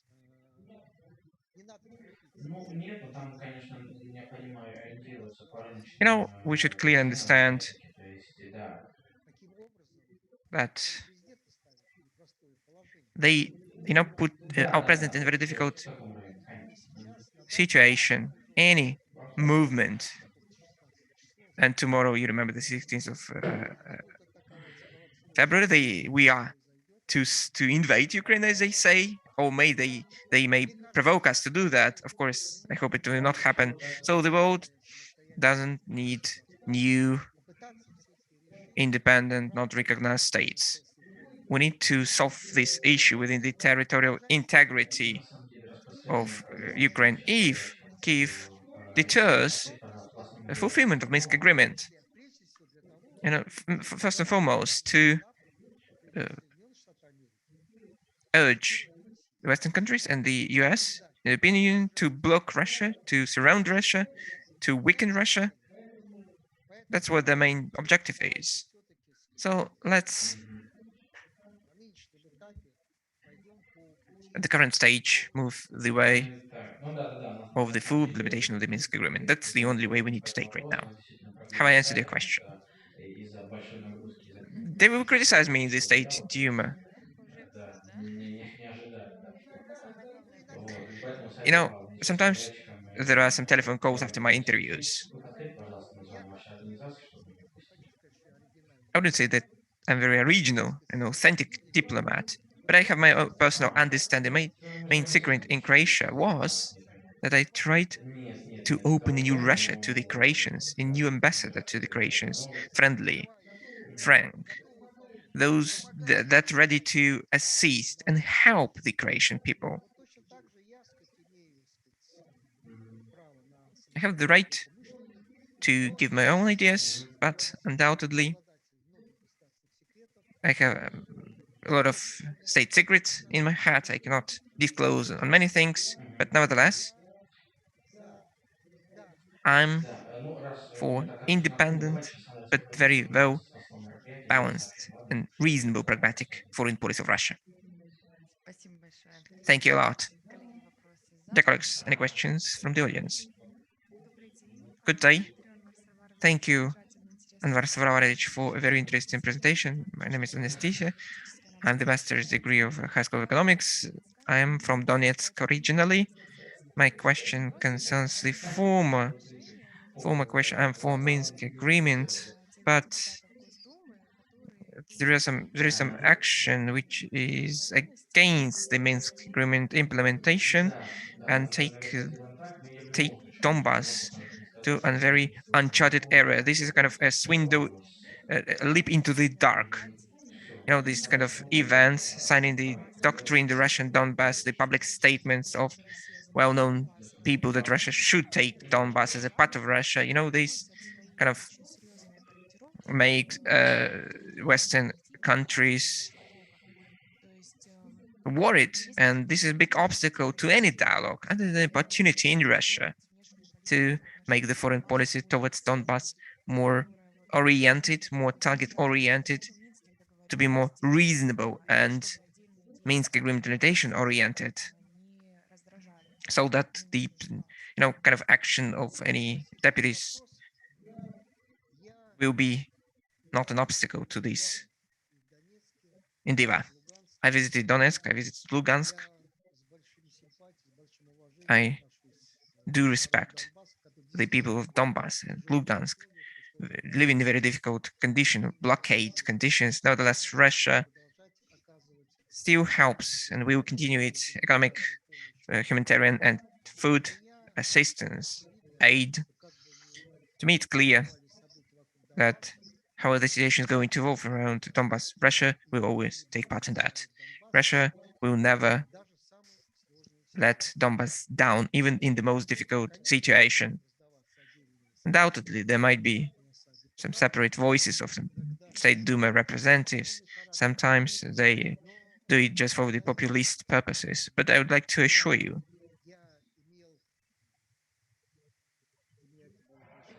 for me, it was a great privilege to be present at the negotiations with Mr. Putin. So we have a very reasonable and very great president who cannot make a mistake. He doesn't have a right to make this mistake in this very difficult historic period of time, the history of Donbass people in our relations with the Western countries. There is no room for mistake, any wrongdoing in the wrong step in this area might be of tragic consequences. We are for Kyiv respecting the rights and interests of the Donbass people. Undoubtedly, we might do more for Donbass.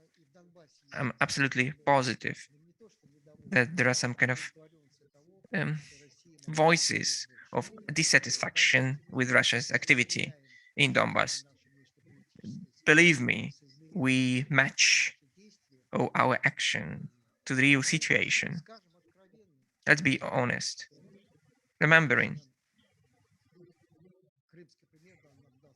the Crimean case was a very harsh case for our foreign policy, for our country. So we will not be derailed from this track, and we will not be derailed from the assistance to the Donbass people. We will not be derailed from this track. Next steps of Russia will be dependent on the behavior of Kyiv and other stakeholders. It's kind of a flexible diplomatic answer that I try to do my best to do that. Anvar Sarvarovich, thank you very much. We have a question from Zoom. Ekaterina, can you hear me? Sandra, yeah, I can hear you. Anvar Sarvarovich, I'm happy to see you. Good day. Good day. It's great. Warms in my heart. I remember, and Dmitry Maltsev were in Zagreb. Very reasonable position of Russia and Croatia. So we should thank you for this effort. Particularly, I can, Owen, be worried that after you live in Russia, the embassy work on the expert and scientific communities from Russia was stopped. Maybe one of the days this circle will run again. As a specialist for the region, I have two very brief and particular questions concerning Croatia. How do you assess the stability of the position of two major parties of Croatia amid quite vivid personal disagreements of two leaders of these parties? And the first question boils down to the fact that whether there is a threat of undermining of two partisan consensus inside Croatia. And the second question, if Russia is interested, and I'm totally positive that Russia is interested in Bosnia and Herzegovina state existence, this is the only way to prevent Bosnia and Herzegovina joining NATO and this vicious circle development. Are there any peculiarities of Penkovic and Milanovic positions concerning the status of Croatia Croatians in Bosnia and Herzegovina. So whom should we cooperate with? Thank you, Ekaterina, for the help you assisted to our embassy to the great events. Unfortunately, before I left, I was preparing a visit of Mr. Lavrov. During the visit of Mr. Lavrov, I planned to have a conference, Russia and European Union, and the role of Croatia. I didn't manage to do that. When I was leaving, and the Croatians gave me a very warm send-off. You cannot imagine, around 300 different Croatian politicians went to see me off to the airport. I prohibited everybody in the embassy to do the same. And there was a big table in the lounge that was respect to me and very thankful to them. But I said to all of them, they were sad about that. I told them that I was 70 years old, and I told them that my predecessor would be better. I was absolutely sure about that. I'm absolutely positive that every person, next person, and my successor will be better, and he will manage to even improve the situation. As for the political stability and political powers in Croatia, I'm following this country. I'm not a specialist in foreign policy, so my major advantage is the domestic policy power. Still wake up early at 4 a.m. I start reading Indian newspapers, then I read the newspapers of Zambia and Mauritius, and then the Croatian newspapers. So from 4 to 7 a.m. I dedicate all my time to the newspapers. Then I call the ambassadors saying that, there is a great article. Based on this article, you can give a good information. You can get great information from this article. Even though there is a conflict, kind of a conflict situation. It is not okay when the president has a conflict with the prime minister. Of course, the situation should be overcome. But we need to understand who Milanovic is, the character of him. He's a strong fighter. He doesn't represent the Social Democratic Party. He used to be inside the party, but now he's out of that. But his party, unfortunately, has lost its position when the Plenković party, and he turned out to be a very skillful organizer and very, very reasonable and good politician, very great organizer, regardless of some mistakes in foreign policy, particularly about the attitude to Russia. I have some questions to him concerning his position on Ukraine. Plenković, when he was a Euro deputy, he was the head of the community of the connection with the Ukraine. And so he still has something to do with that. I'm absolutely sure that his party in 2024 election time, I shouldn't give this statement, but I'm absolutely positive that his party is going to keep its position. Social Democratic Party, even though being for coalition, is a new party. Možemo, the Možemo and cannot, together with the previous one, cannot be an alternative. Unfortunately, they don't have a strong leader. Although he used to be before, I really appreciate the activity of Bernardeschi when he was the head of Social Democratic Party. He's a very skillful person, which unfortunately is not at the realm of the party. I believe that he will be back, but he may recover the position. They work very skillfully. Mr. Plenković is a very good leader, and the group of his supporters. As regards the third point,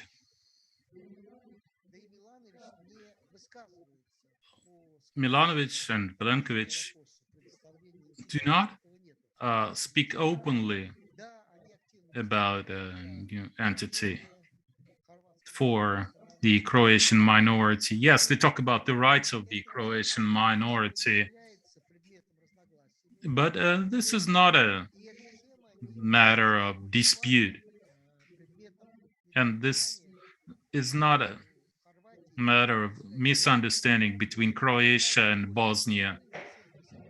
Croatia and Bosnia still have a very good relationship.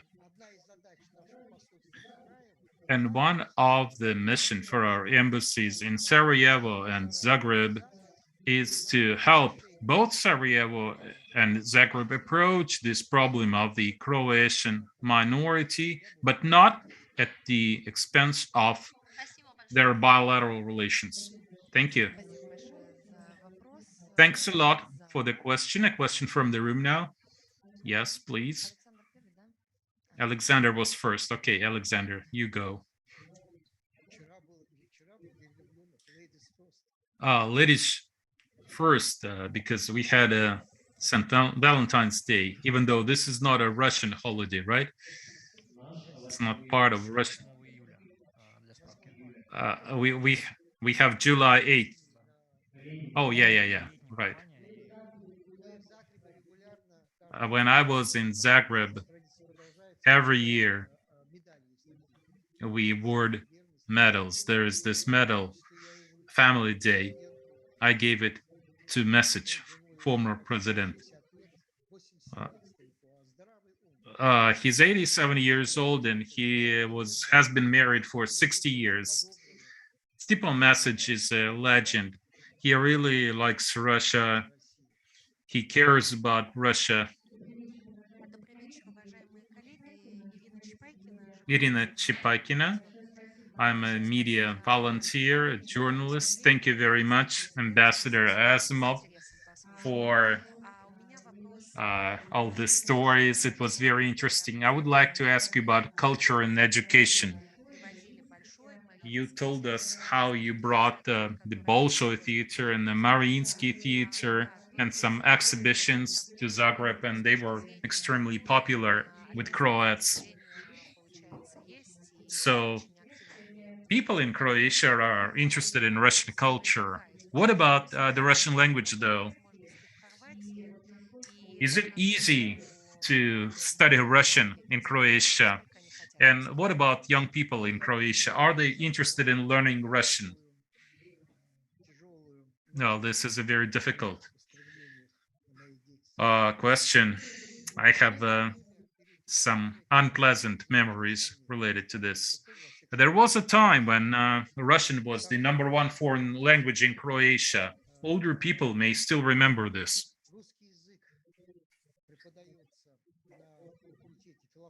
These days, they only teach Russian at the Department of Philosophy. I think they have 3 groups of students studying Russian at Zagreb University. And we have a few places where we have former Russian women living. They have a society, they call it Kalinka. And they came up with an initiative where they teach Russian at the local school. And in addition,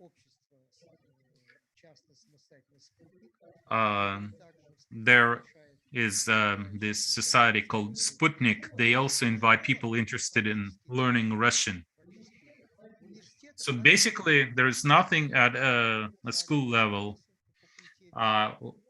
At the university level, like I said, there is Zagreb University, but usually it's just some kind of local initiative.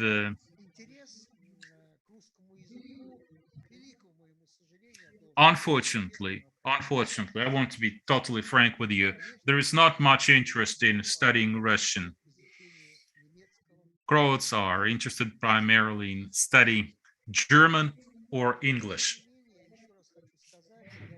Yet, I'd like to tell you, and I'm really grateful to these former Russian women. Some of them are professional teachers. I'm grateful to them for promoting the Russian language, but mostly they offer out of school classes.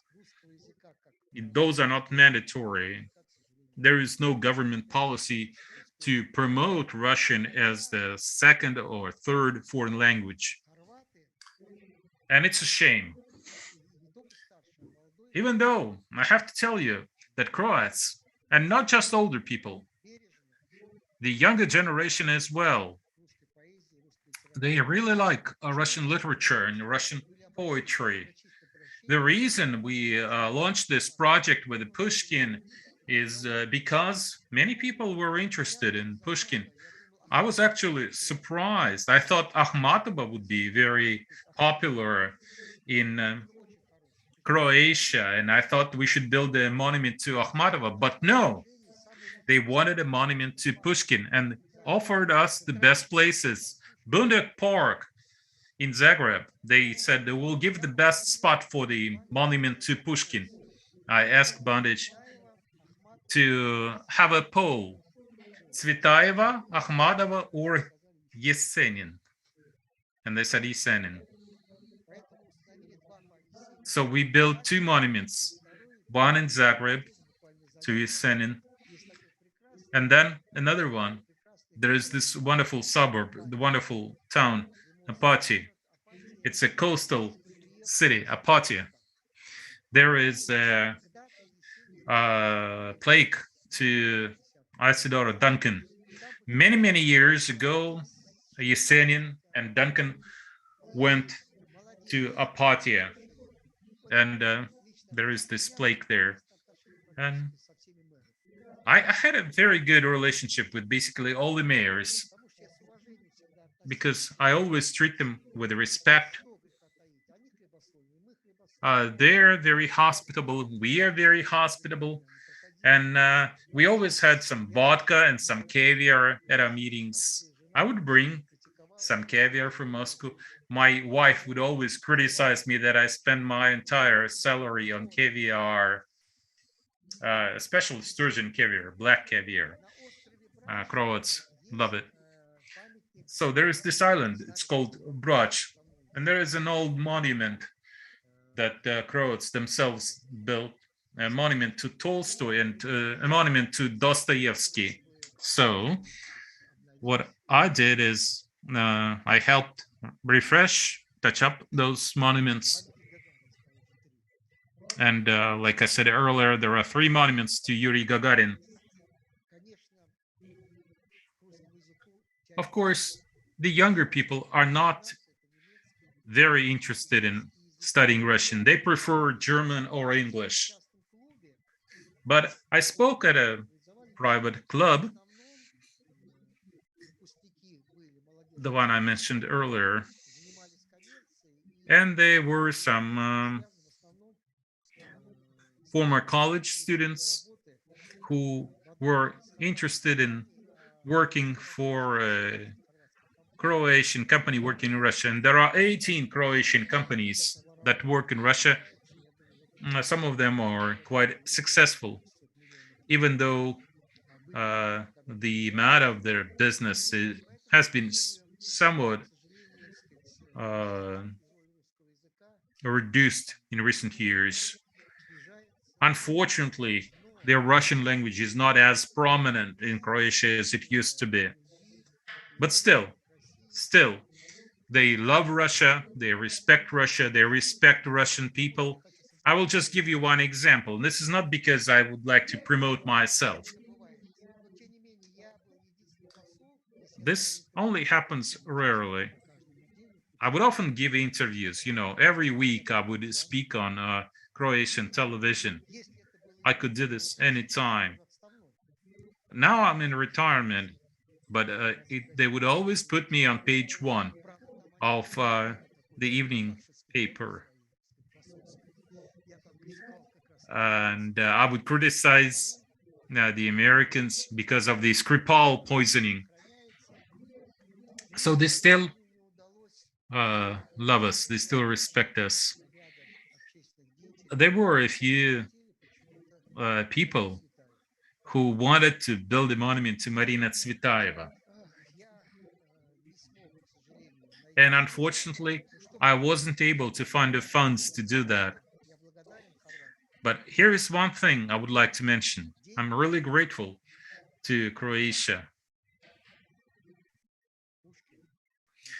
These monuments to Pushkin, Yesenin, and 3 monuments to Gagarin, most of these money came from Croatian businessmen. Yes, there were some contributions from Russians, but that was only 10%. 90% came from Croatian businessmen. And this shows you what they think about Russia. And with those war cemeteries, again, they always helped. Ambassador's job is not just to have a good relationship with the political leadership, but you should also be friends with the businessmen, with prominent people.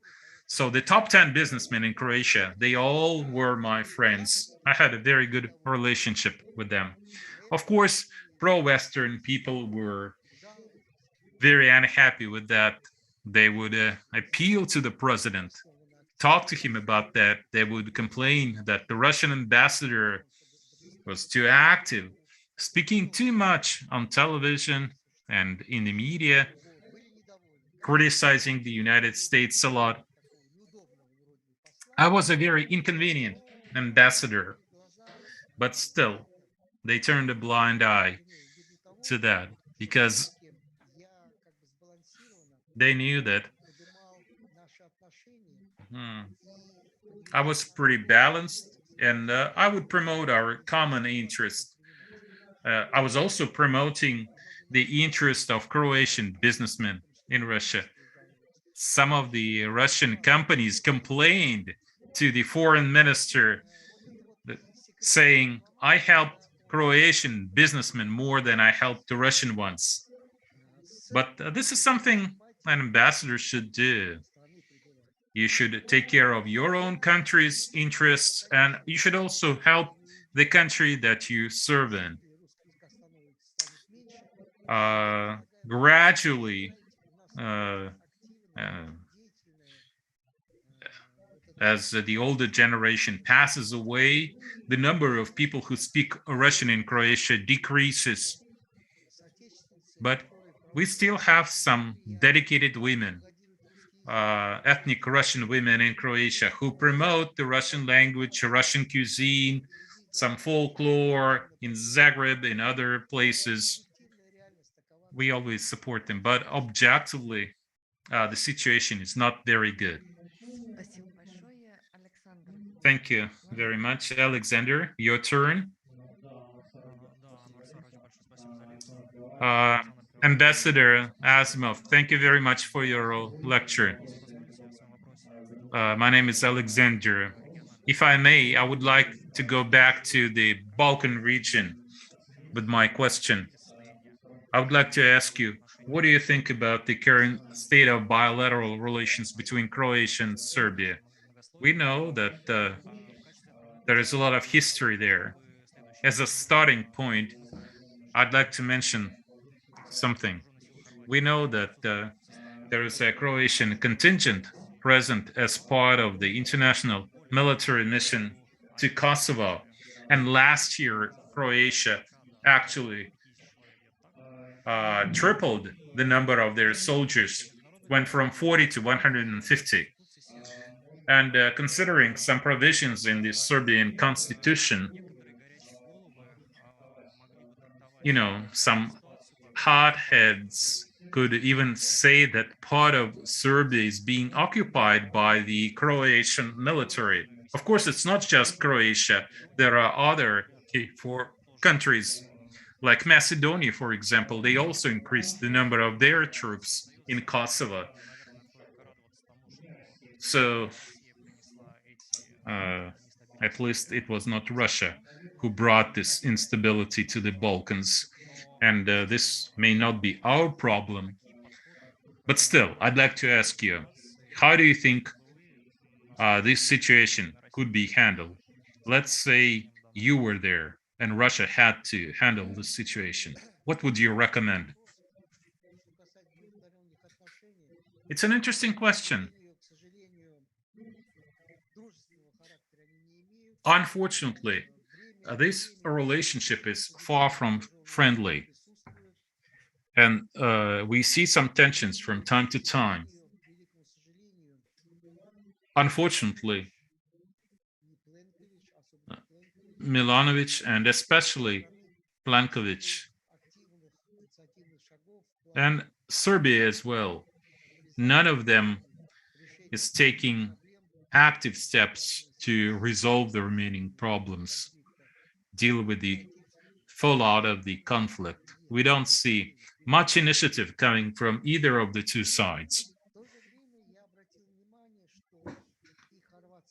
At the same time, I can tell you that the Croatian intelligentsia, the Croatian people are not as hostile towards Serbia as they used to be. Yes, there is not much friendship, no warm feelings, and actually Serbs too. They get very jealous when we seek to improve our ties with Croatia. So we're all watching each other. But of course, if we have to pick between Serbia and Croatia, we definitely would pick Serbia over Croatia because Serbia is our ally. Even though we understand, of course, it's hard for the Serbian leadership to sit on two chairs at the same time. And Serbia will have to adjust its position if and when it becomes an EU member.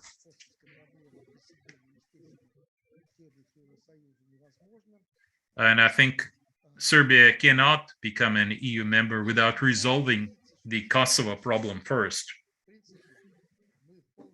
As regards our position on Kosovo, we will just go along with Serbia, whatever they decide.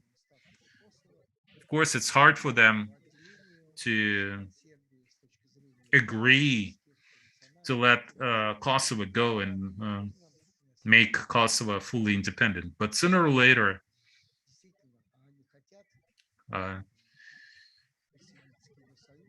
the Serbian leadership will have to do that because they do want to become an EU member. They will have to sort out this matter. And of course, there will be political repercussions. We're not trying to take advantage of this situation in any way. We don't make a big deal out of the fact that there are Croatian or other soldiers present in Kosovo. I don't know about Ukraine, by the way, whether there are any Ukrainian troops there. Of course, the situation is deplorable. I think it would mean a lot if Russia could help normalize this relationship between Serbia and Croatia. Of course, we cannot be a moderator like Gorbachev tried to at one point in the past. By the way, when Gorbachev talked to Tudjman, I don't know what he told Milosevic, but when he talked to Tudjman, he said, I understand this is an irreversible process. I know that Croatia will be an independent country. So anyway, Russia cannot be a mediator in this process. And the US too. The US is not too excited about getting involved in this and help Serbs and Croats become friends. Sometimes they put in additional tension, mostly against Tadic activity. But it seems to me, in the interest of Russian foreign policy, would be good relations between Croatia and Serbia.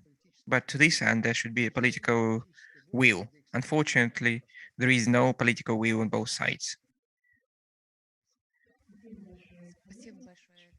Thank you, dear colleagues. There is another question from the audience. Good day, Bondrev Nikita, the Associate Professor of Russian State University. Thank you very much for your speech. There are two questions. The first question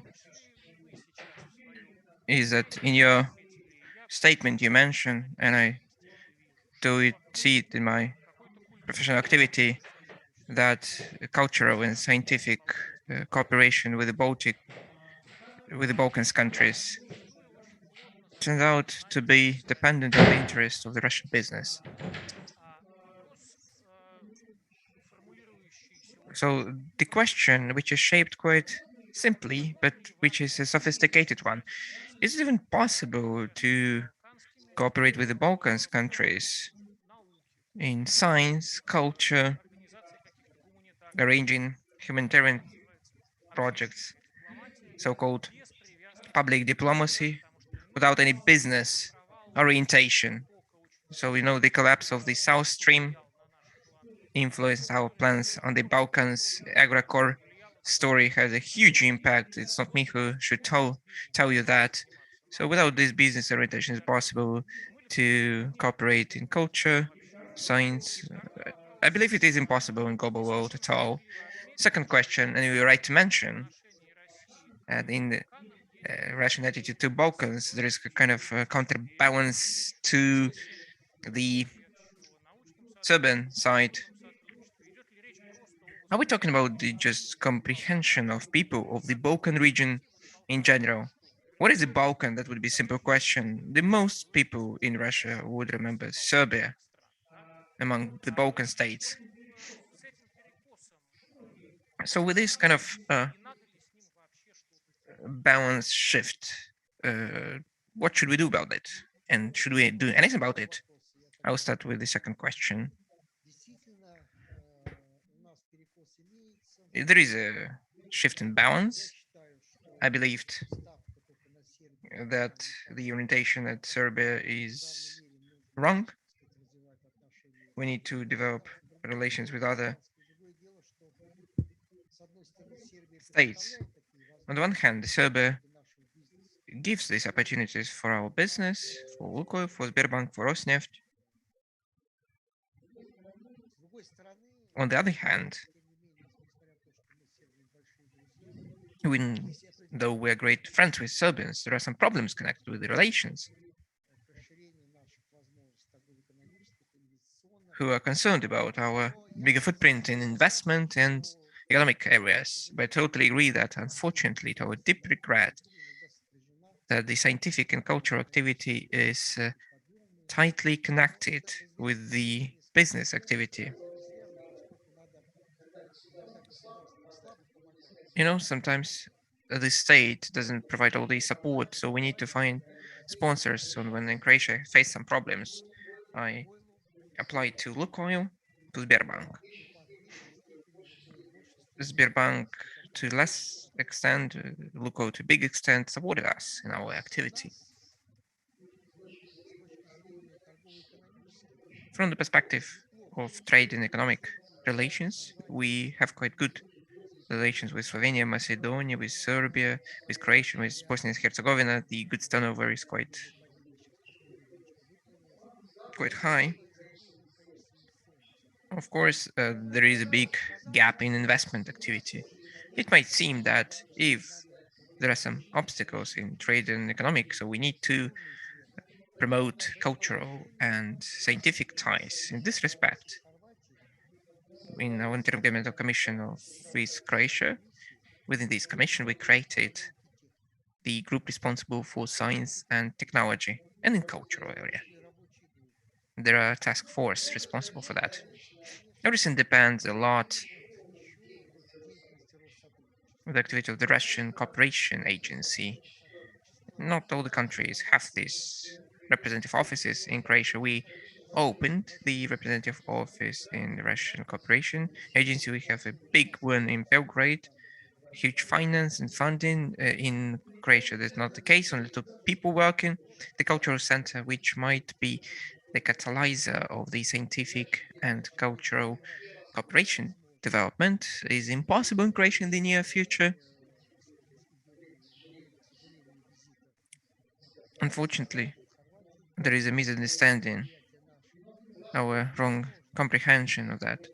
It is impossible to open the House of Culture, Center of Culture and Science in Croatia due to the local law, which provides for financial monitoring of the activity of such cultural centers. So they gave up this idea and they created the cultural offices as the representative offices, embassies, Americans, the Turkish, but the Russian Cooperation Agency says that we need to sign bilateral agreement. Based on that, we can open our cultural center, which is impossible. As in this intergovernmental agreement, there is going to be a financial component which we cannot undertake. Totally agree. There is a dependence, but everything is determined by the personal ties of the embassy with the Ministry of Culture. We have great relation with the Ministry of Culture and with the Ministry for Foreign Affairs. In the budget of the Ministry of Foreign Affairs of Croatia and the Ministry of Culture of Croatia, there are some funds which could have been used for cultural groups, cultural programs, to arrange these cultural events in Russia. Sometimes we use these funds to provide for visits of our famous singers. I wouldn't hide this fact. I do believe that one of the most important results among mentioned before, we had two events, annual events dedicated to the culture of Moscow and St. Petersburg, and I was under great impression by Mr. Chворостовский. He was already ill. He went to Croatia. There was a huge remuneration. The Croatian party couldn't raise the funds. I went to Dmitry during the break time, to Mr. Chворостовский, and he made a huge impression. This is a very patriotic person with a patriotic mindset. He took some break in his performance. There is a problem connected with the remuneration. I'm going to disclose the amount, but he said the following thing: if they don't have money,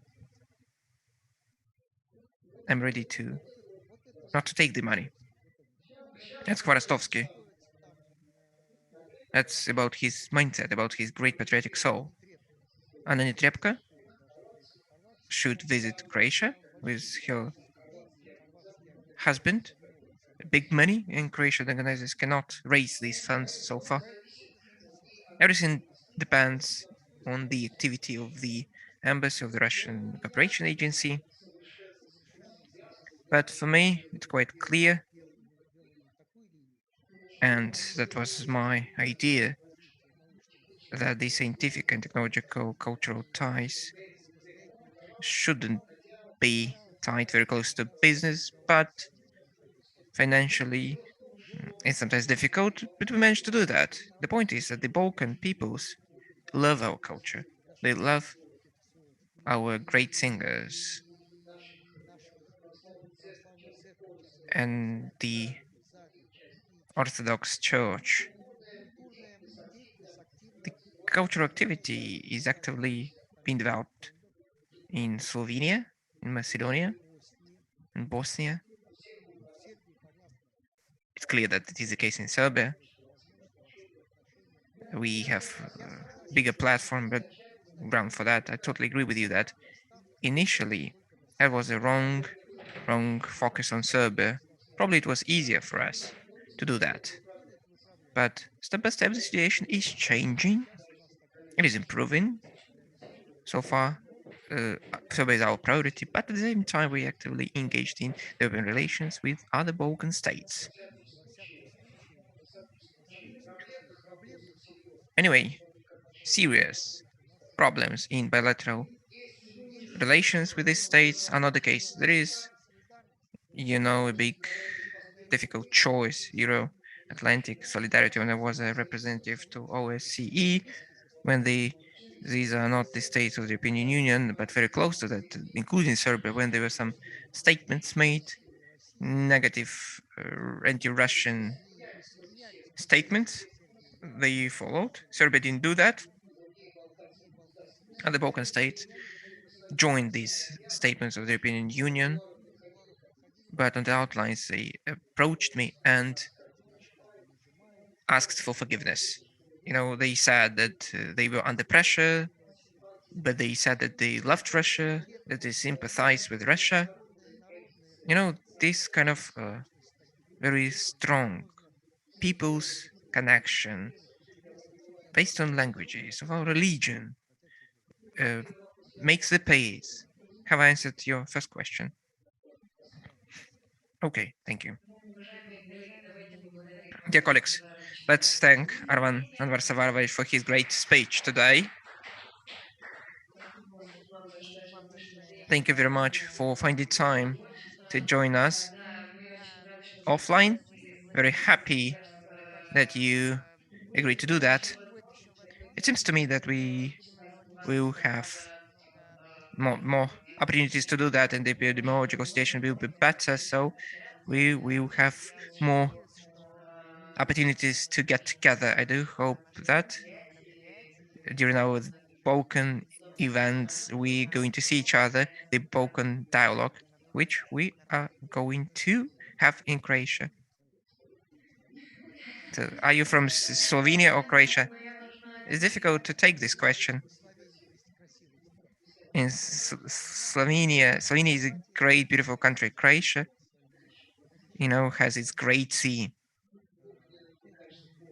Cuisine is more diverse to my mind. But Slovenians are very hospitable. The nature is great. Another big competitive advantage of all the big winery owners were big friends of mine. They provided their wine to different events. When I left about 50 boxes of wine. I couldn't take them with me. I left that in Croatia, but they say that the best wine which they produce is in Slovenia due to the climatic conditions. They say that in Croatia the girls are beautiful, but Slovenia they might be more beautiful. We are going to Croatia. If you left anything there, so let's go with us. I'd like to send you best regards, the participants of our online source, Croatia, and the Union of Anti-Fascists of Croatia. They are following your today's participation. Mic to the speaker, please. Unfortunately, the interpretation is not possible. I remember the anti-fascist movement in Croatia. They have some obstacles in their work, but I would like to commemorate our great women, not only them, but their predecessors. The first wave of immigrants was after the First World War, then after the October Revolution. And the Croatians really respect our physicians, chemists, war specialists, all different types of scientists. They did a lot for Croatia, and Croatians are very thankful to us. It's a good people. They do remember about that. I'm very happy that our today's compatriots from 2,000 to 3,000, they carry this flag, they promote Russia, and they help a lot our embassy. This is our great backup. I'm very happy to see that the children of our compatriots went to Russia. This is one of the examples, even two examples. These are two people. One is the Croatian, another is representative of our Russian minority. I would like to wish of our compatriots great success in their work. I'm very happy that they have become a part of Croatia. They love Croatia as much as they love Russia, and I'm very proud of that. And the main thing is that the Croatians, at all different levels, at the mayor level, the government level, they really respect our compatriots. And I'm very happy that among our compatriots, There's a great relation with the Ukrainian minority. Good relations. There is no confrontation. There is no conflict in place. Thank you very much. It's a great thing. Thank you for attending our today's meeting and for our to our audience. See you soon in our fund. All the best to you.